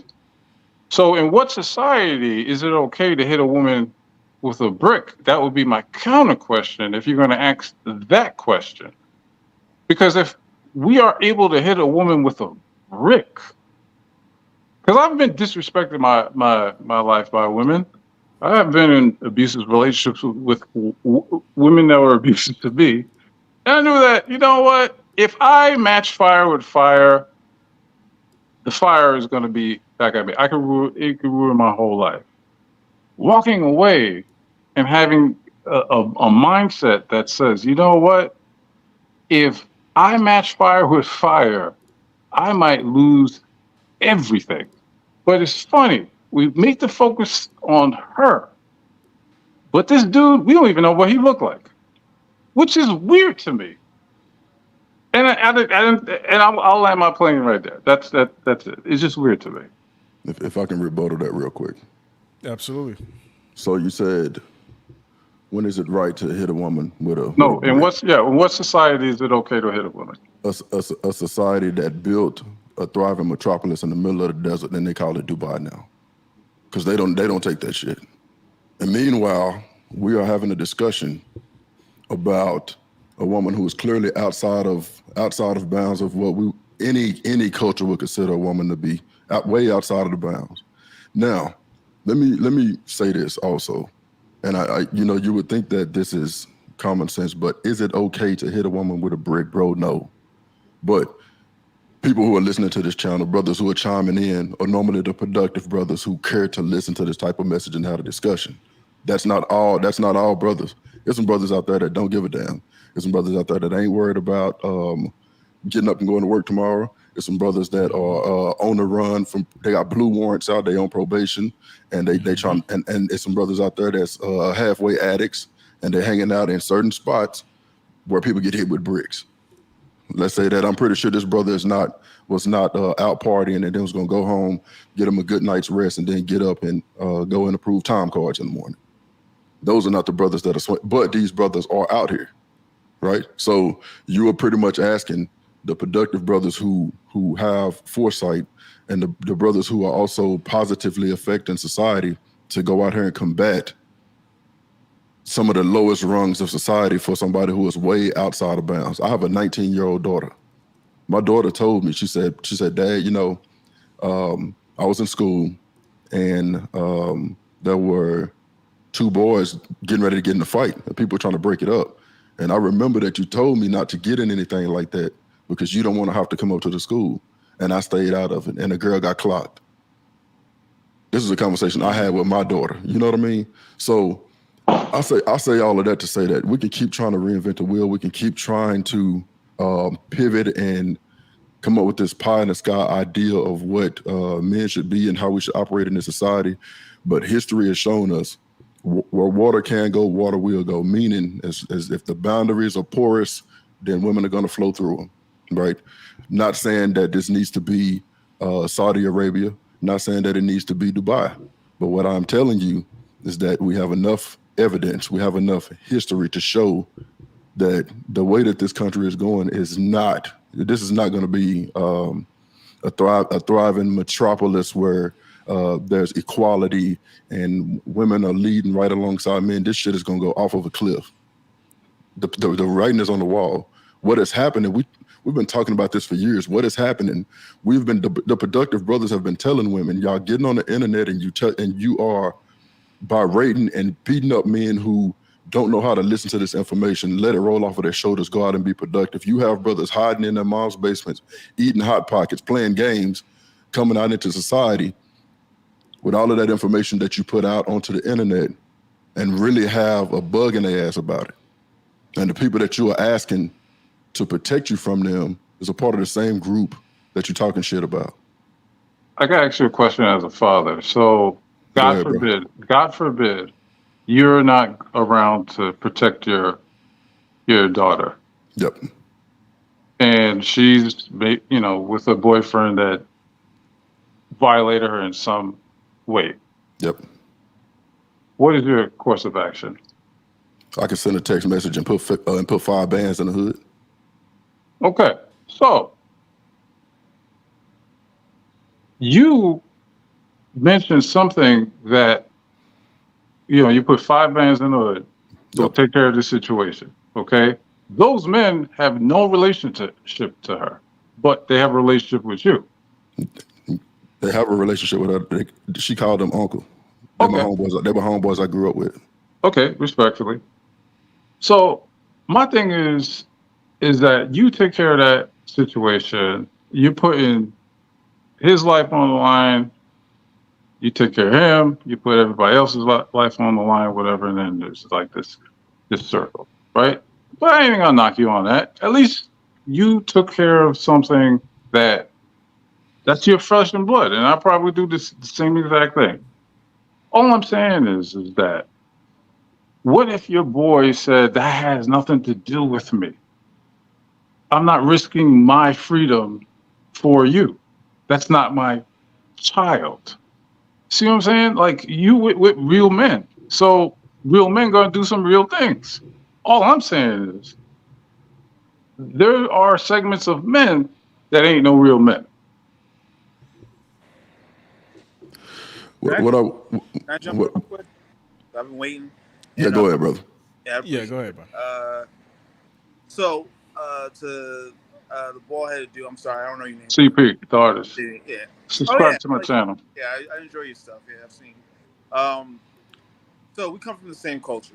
So I'm Jamaican as well, and I get how hyper masculine the culture is. Like everything you're saying is the same shit that I would probably say in similar situations. But as I've grown and gotten older, and just seeing the way that the world operates, like first of all, why do we have to stupid fucking police people from strangers?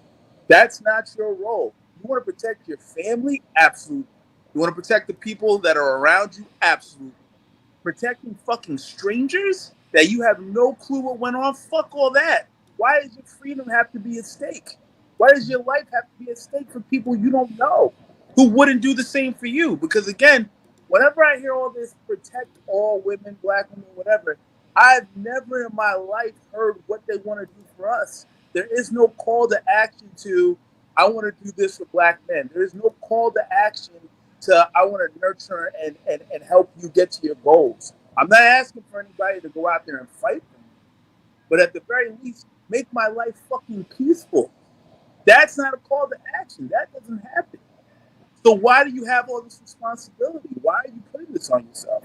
Because this doesn't, you doing this isn't going to make the situation any better for the rest of the community, only because it requires cooperation, and we do not have that. We have a very anti-black, very self-hating community at the moment. We have a lot of women who don't want to fucking be around us. So this kumbaya holding hands together shit ain't gonna work. It's not real life. I don't know about you, but a lot of women want to be around me. And if women don't want to be around you, that's a personal you know what I problem. meant, nigga. Come on, man. I'm just saying. Go ahead, man. I just had to interject that because on my channel, I be telling brothers like, yo, if women don't want to be around you, that's a you problem. That ain't a woman problem. Because there's there's more women than there are men. So they could be around me. And I know you probably came here late. All I said was violence didn't have to match violence in the situation. You could just told that brother, yo, bro, she ain't worth it. Just go home. You don't want to go to jail, so forth and so on. She's a bird.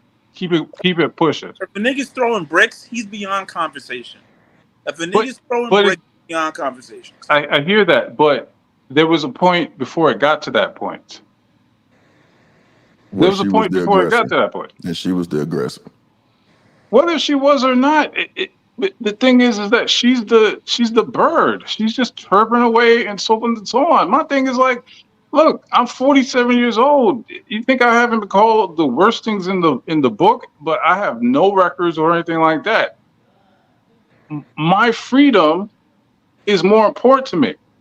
So I'm just going to walk away. She could keep on chirping. She's going to be home with a yeast infection at the end of the day, whatever. I don't care. But I'm not risking my freedom to hit her with a brick. And I'm not willing to risk your freedom to interject in her nonsense.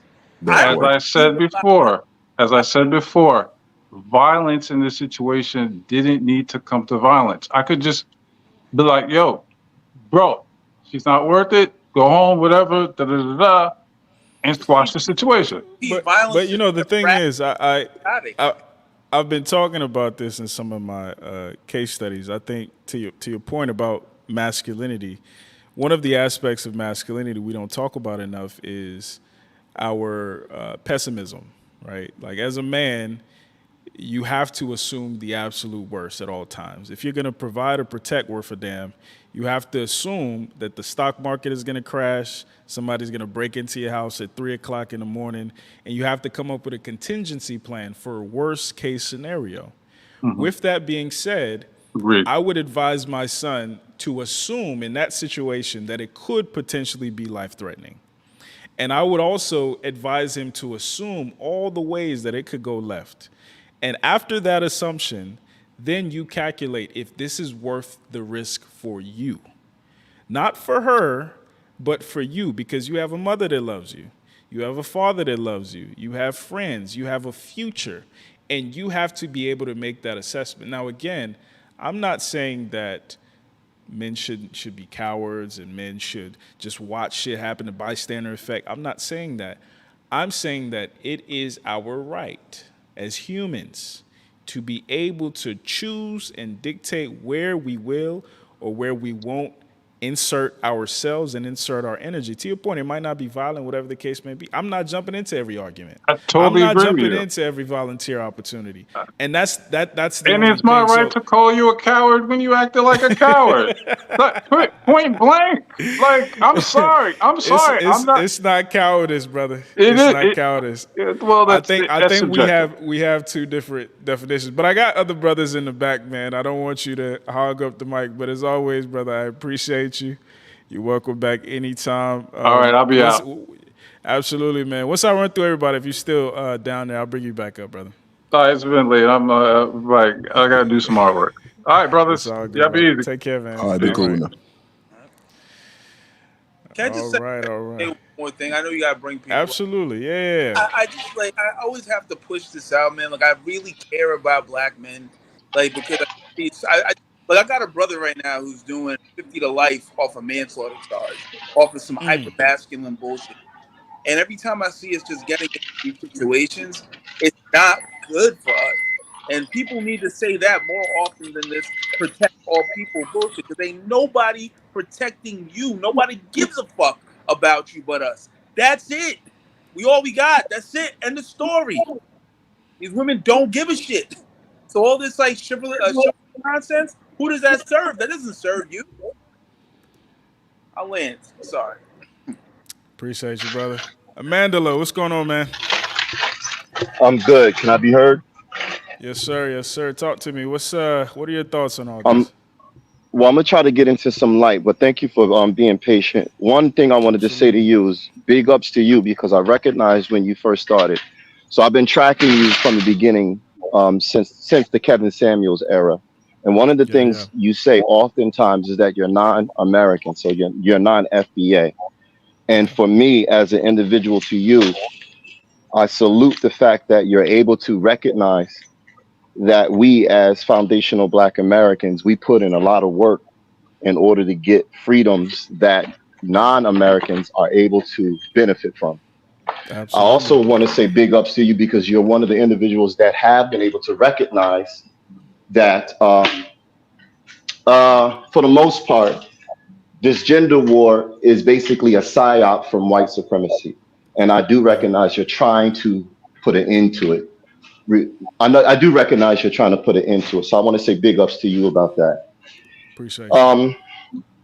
As far as, am I clear enough to be seen? As far as this particular incident, the biggest problem that I see that Black America is having, as far as its men are concerned, are your betas, your simps, your cucks, your weaker males in general, because over the course of time, they switch names, but the behavior is the same, in which they protect the pussy at all costs.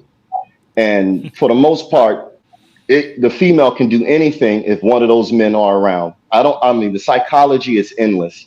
I don't want to really get into the psychology. I just want to tell you the behavior of the men. Until you can actually distinguish those men, extinguish them, you really can't do nothing, because only a prime can beat a prime. The women are not running up on men.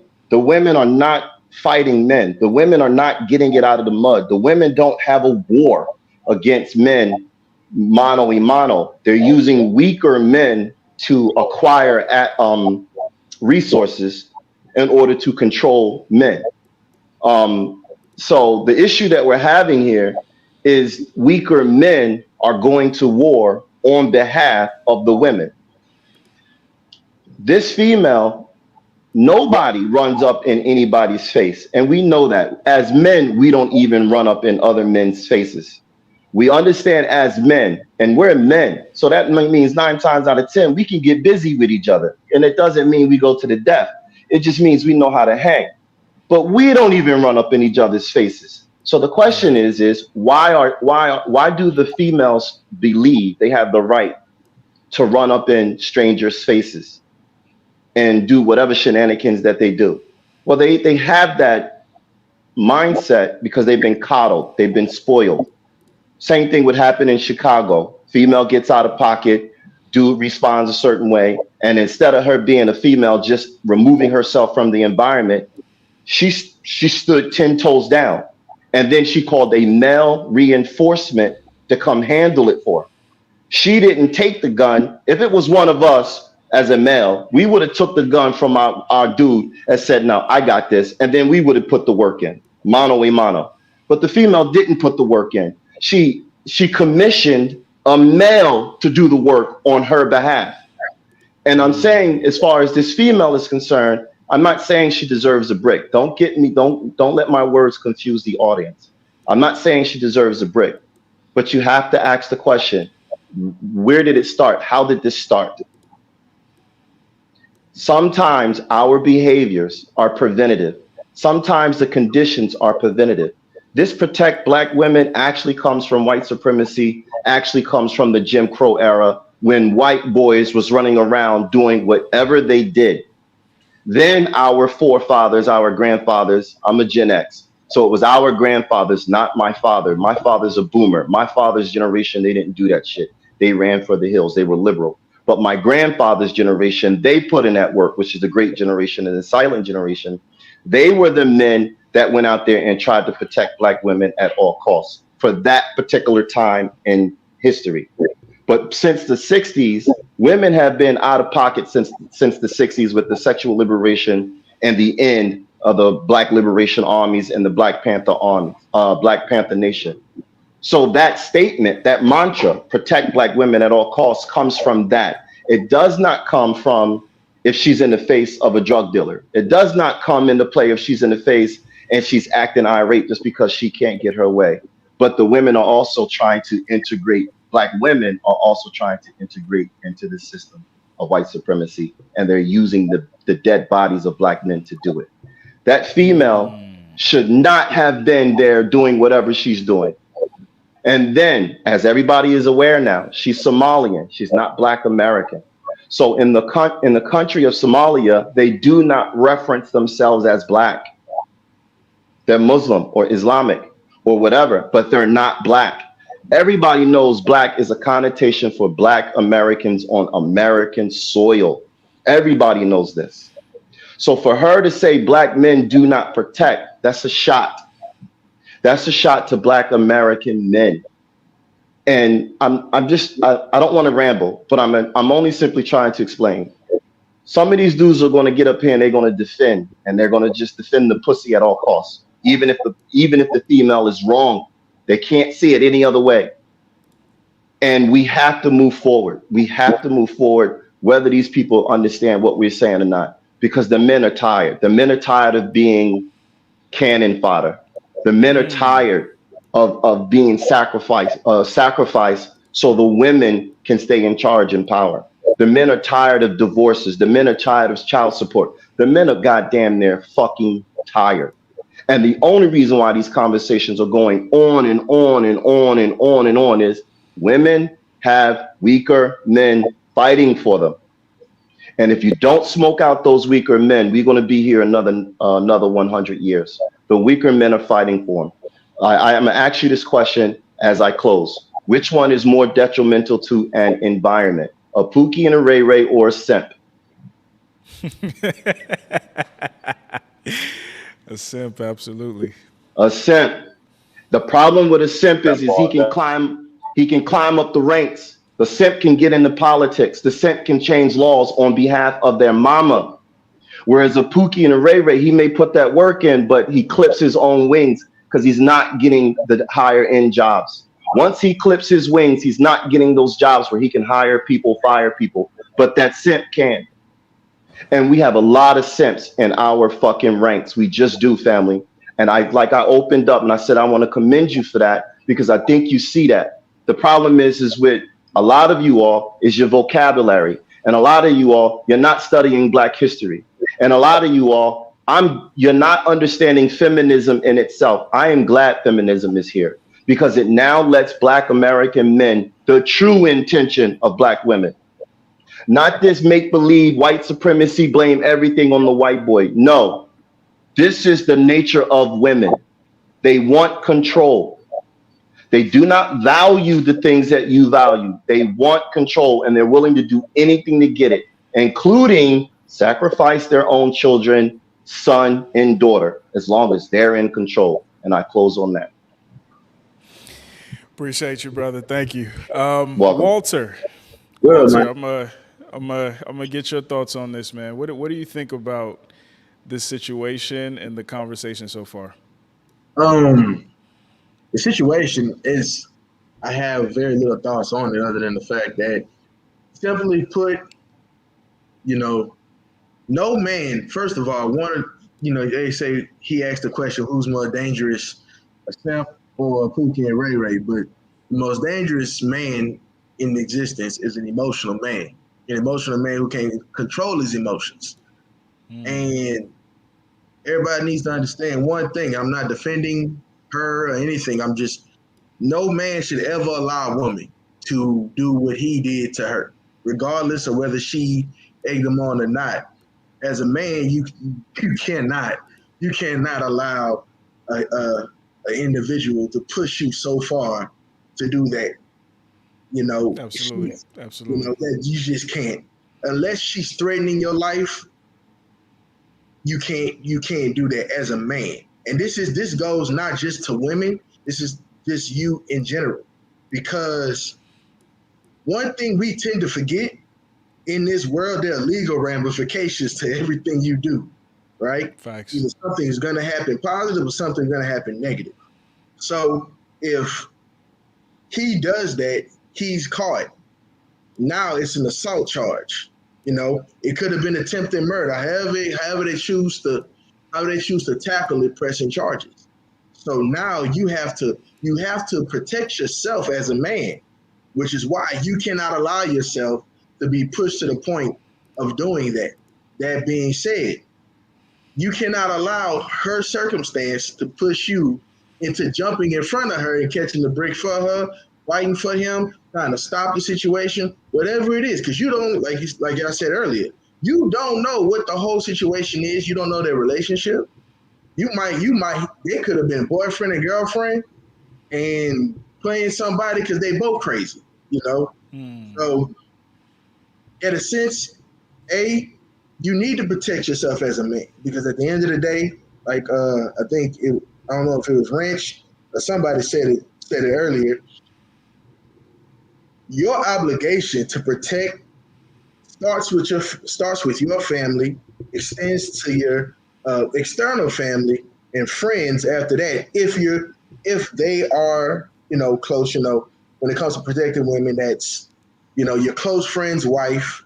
If you guys are together and have that kind of relationship, close friends, things of that nature, people that came with you into some kind of venue, facility, or whatever, they're in your care at that point. Especially if you're the one who invited them. And after that, that's it, right? You have no relation.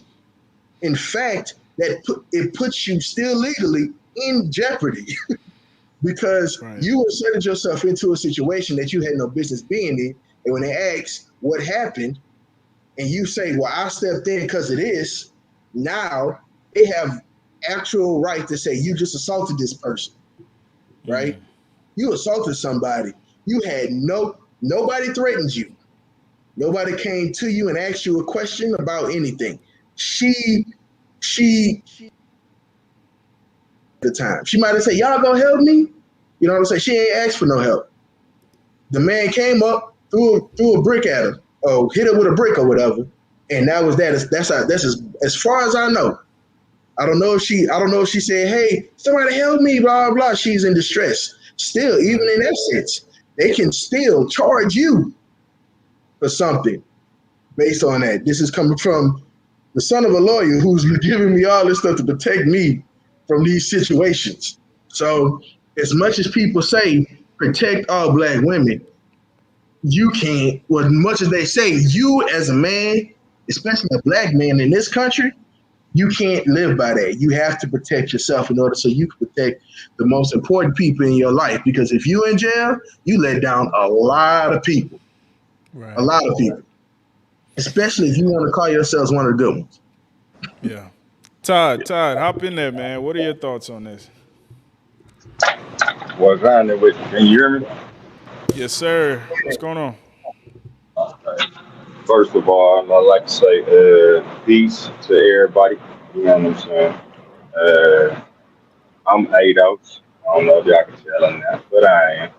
But hey man, like this entire perspective of we are men, we are supposed to do X, Y, Z. Da, da, da, da. Hey man, I feel like some of what people are trying to ascribe as to being a man actually apply to being a human. First of all, if you're a man or a woman, you know what I'm saying? Self-preservation and all that kind of shit. Like that's just part of being a human. Um, with old girl's particular case, like I don't know all the details, you know what I'm saying? I wasn't there, we wasn't there and all that kind of stuff. But I do know in America, depending on where you at, depending on what's going on, depending on. These things are a case by case basis. Period. That's the way I feel about it. Because, you know, if you were just watching some person, it ain't gotta be this girl with the brick or whatever, it can be whatever. You watching some person, you know what I'm saying, getting out of line, talking all crazy, mushing niggas in the face and all this kind of shit, and then she get smacked, or she or he gets smacked with a brick. All right, that's on you.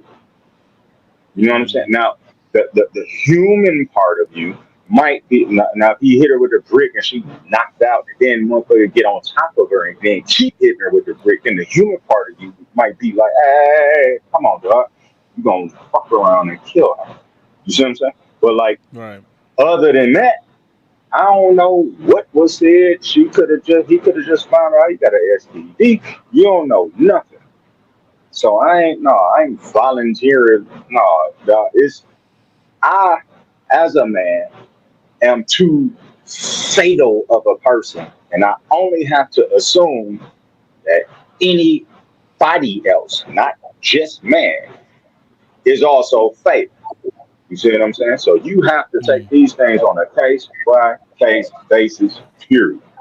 All that other shit that niggas is talking about is like I think somebody said earlier, some pie in the sky ass shit. Like, man, fuck all that. Ain't nobody doing all that. You know what I'm saying? You mess around and step and try to break up something. I don't care if it's between two dudes or two chicks or a dude and a chick that's actually in a relationship, and you mess around and have to put hands on him, and then she fine on you now because you done rock this nigga. You see what I'm saying? So like it's a case by case basis. And I'm talking from the standpoint of really having to do that kind of thing. You see what I'm saying? So no, ain't no cakes out here. You can wear a cape if you want to, then that cake will turn the wings real quick. You will get nailed to a cross right where you stand trying to be a hero. Yeah. That's about where I'm at with it. Absolutely, man. And I think, the lesson here, if I had to boil down the lesson for women, is that, you're not entitled to anything outside of the men that you're under their jurisdiction. Right. A lot of the Word. order that Word. we have established as a species is based on certain rules, certain expectations. And unfortunately, I think one of the things that, is affecting women these days is they're getting a lot of the benefits without any of the responsibility, right? They're getting the goodies without the cost, and I think it's warped their idea of how they can move and what they can do.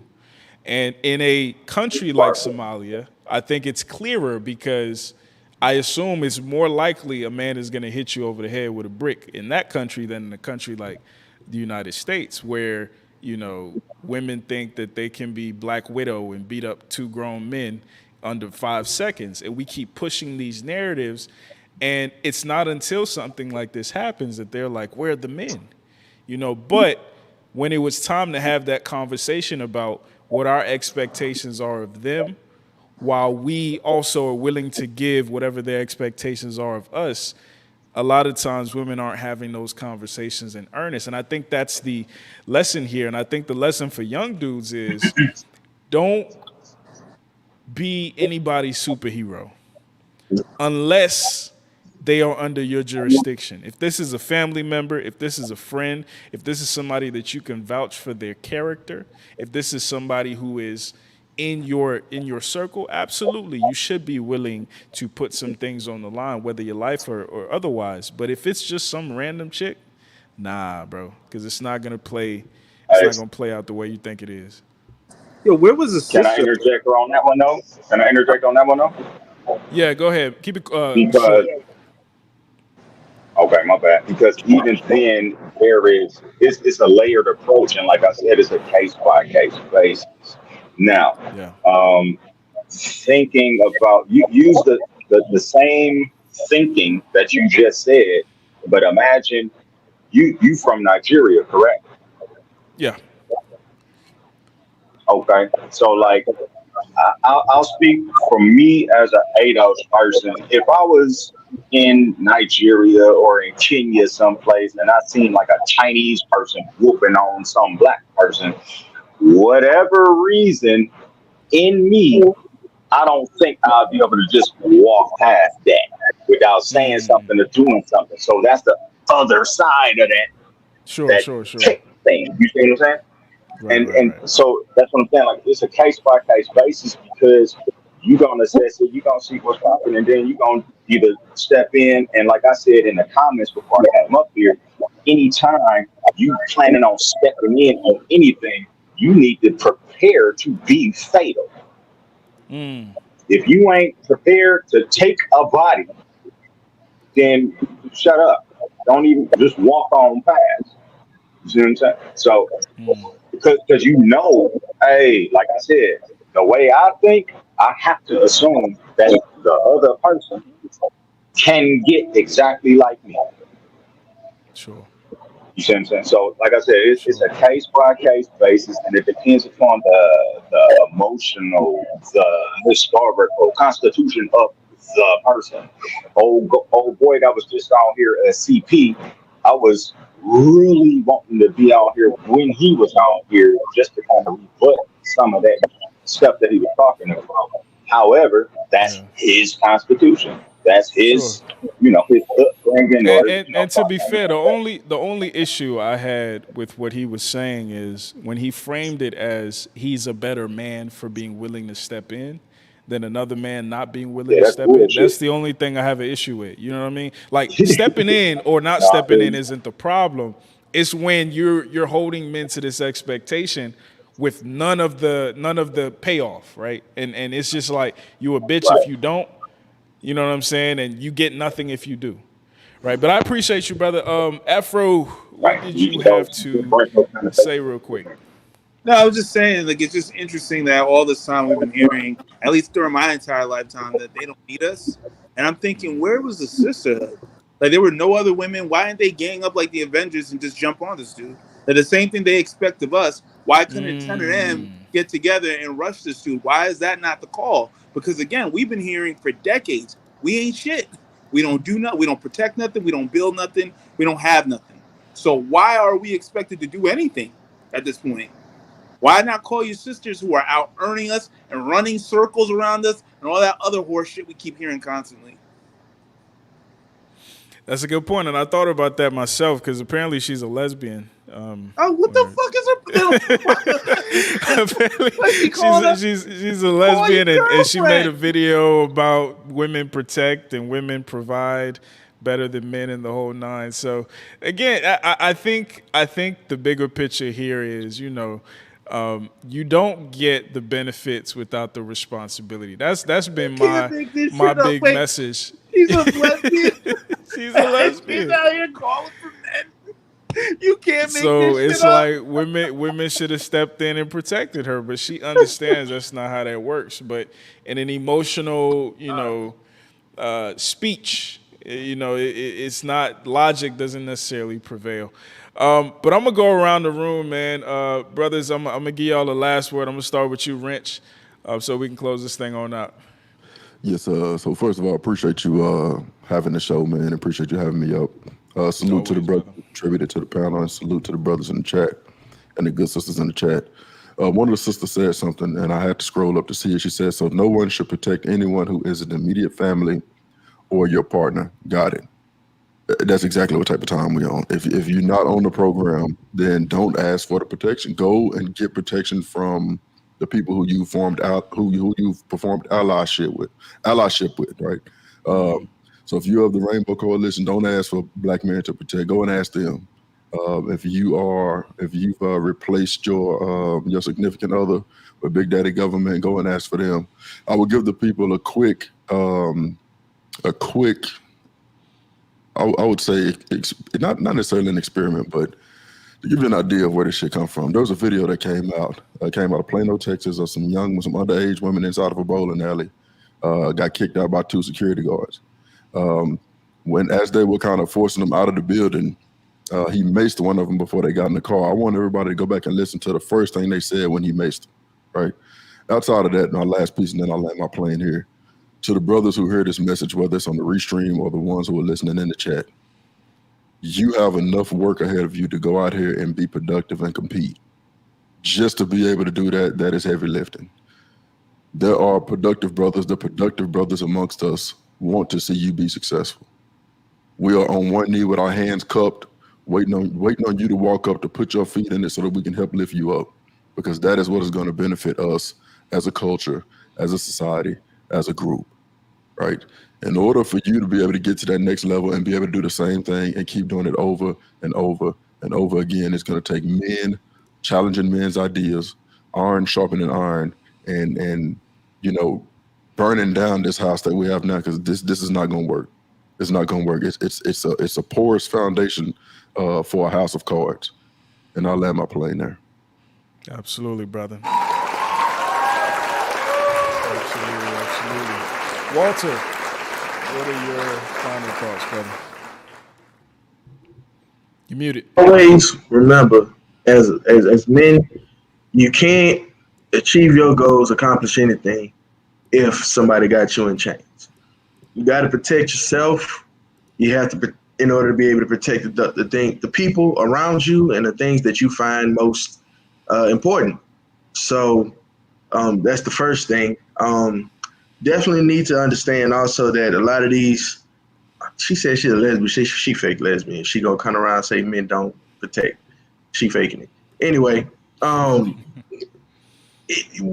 people, you gotta understand most of the women who echo a lot of these things are echoing because they don't want to be ostracized from the group, and they really don't mean what they're saying. And a lot of times when push comes to shove, they react before they actually listen to a lot of things. So you get more of men ain't shit when they don't really believe any of that stuff until something happens and now they mad. So, and also, and I live in Louisiana, and my view of relationships is not really as what a lot of other men have seen, because I've seen a lot of marriages, a lot of successful marriages by Black people of this generation. So I know it's a possible thing, it's real, but it's obvious to see that there's a lot of pain and hurt out there, and people are doing whatever they can to protect themselves. fathers protecting their daughters, telling them how to protect themselves from men. Mothers are doing the same thing. It's all becoming a big jumbled thing of, you know, stay away from these men are this way and they're gonna come after you like this, so you gotta do X, Y, and Z to protect yourself, and they're not gonna do it. Don't trust them. You know, stay on your own too. It's a lot of messaging that we've done over the years that have caused this rift, and I believe right now we need to come together, understand what the issues are, and then just attack them, so that our grandchildren don't have to deal with this, and we become a community of black people, and hopefully across the diaspora. Absolutely, brother. Absolutely. Afro, help us land this plane, brother. So I love that we have conversations like this, and I think it's a good opportunity. Like, again, I always say that I want black men to protect themselves and put themselves first, because actually I was watching a video this afternoon, and a white woman brought up a really good point. Sorry, a black woman brought up a really good point. For all the shit that, you know, white men do, like, people know that there's people like a Donald Trump or a Brett Kavanaugh, like all these people who've done horrific things, have been accused of horrific things. You never hear white women say their men ain't shit. You never hear Asian women, no matter what atrocities that dude from Korea does, Korean niggas ain't shit. But for some reason, we are living in this world where we're constantly told, day in, day out, nonstop, that we ain't shit. And with that being the current moment, and I'm not saying it can't change, I just want to see us put ourselves first and take care of ourselves, because nobody else is going to. It's just that fucking simple. I'll land there. Absolutely, brother. Absolutely. Thank you so much. Appreciate you coming up as always. Have a good week, man. Let me go ahead and close this thing out. All right, y'all. We have reached the end of this broadcast. I appreciate each and every one of you guys tuning in. I hope you guys enjoyed the conversation. I hope you guys got something from it. But I think the best way to button it up is, like, you know, despite the fact that, you know, I'm a Pan-Africanist, I'm a community-first-minded individual, I don't think on a person-to-person level anybody is entitled to anything from anybody else outside of the people that you're responsible for, right? Black men are people. Black women are people. And as people, you know, God gave us the power of choice, and I think it's something that we should take seriously. And in situations like this, when you see some shit going wrong, if you assess the situation and it is safe for you to step in, do so under your own volition. If you assess the situation and it's not the right situation for you to step in, or this is not the right person to step in for, then you are not a coward for choosing to mind your business. Because the reality of the world is not clean. The good guys and the bad guys aren't always clear. So you have to be careful as you move out here. But again, I appreciate each and every one of y'all. We got about $127 in super chats today. Thank y'all so much. I'm pushing these sound effects. I don't know if y'all. But yeah, let's see. I'm working on the Tiesan Johnson video. That should be dropping here soon. Shout out to my brother Wrench for the $50 super chat. It says, thanks for having the conversation, bro. Lunch on me, support black male media. Appreciate you, my brother. That's what it's about. If black men are going to correct some of the ills in our community, we have to control the narrative. I got not a super chat, I'm sorry. I got a Cash App from my brother Christoph with the $15 Cash App. Appreciate you, brother. Let's see if I can get that.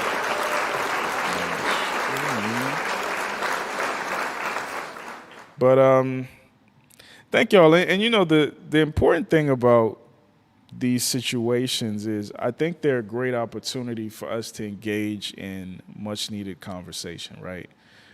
Because very often these things happen and, you know, we just rely on Shade Room or Spiritual World or some other bullshit to talk about it, but we don't really get into the nuances and the nitty gritty of what are our expectations of one another, right? What is the social contract that we're subscribing to as it relates to men and women? And, you know, what's the cost and what's the benefit, right? And I think if we can continue to have these conversations and be honest about our expectations, about our offerings as men and as women, and we approach these things in good faith, I think we can fix some of the problems in our community. But we have to be honest with each other. Just like, you know, I acknowledge that Tariq Nasheed has a good point. Even though he's becoming xenophobic, he does have a good point in his critiques of, you know, people like me, non-FBAs. And it doesn't take away anything from me that I'm not riding for my team, quote unquote. I'm riding for the truth, you know. But again, I appreciate you guys. Thank y'all for hanging in here for 2 hours. For everybody watching it back, please press the like button. Please check out the channel and catch some of our other content if you're here for the first time or if you haven't been here in a while. You know, your support really helps keep this thing going and keep it sustainable. And again, it's not about blame. It's about responsibility, right? And part of us taking responsibility as a community is owning our narrative and also owning these conversations and working some of these complex things out for ourselves. So again, appreciate y'all. Stay tuned. I don't know if I will do the Jay Morrison video. I'll keep y'all posted on that, but just check the channel periodically. Again, if you haven't, go subscribe to our second channel. Let me get that up on the screen again before I head on out. The second channel is We Need Number 2 Talk, or you can use the @WN2 Talk. We got to get this to 1,000, and we got to get the watch hours to 4,000 so we can monetize that channel. Hopefully, you know, if this one is shadow banned, we can do some stuff over there. But right now, this is where you'll find all the animation episodes. And so far, there are 4, and some coming because I haven't published them yet. But yeah, check out the animations. Make sure you're following us on Instagram. Make sure you're following us on all the social media. If you don't know how to find our social media, go to the About page, and everything is linked here. Second channel, Cash App, Patreon, Instagram, Spotify, Threads, PayPal, the website, TikTok, Apple Podcast. Check us out on everything. Consider getting some merch. We also have merch if you guys didn't know. But yeah, your support goes a long way. It keeps this thing afloat. Again, shout out to Christoph again for the $15 Cash App. Thank y'all so much. And let me see if I say goodnight. Make sure I'm not missing nothing.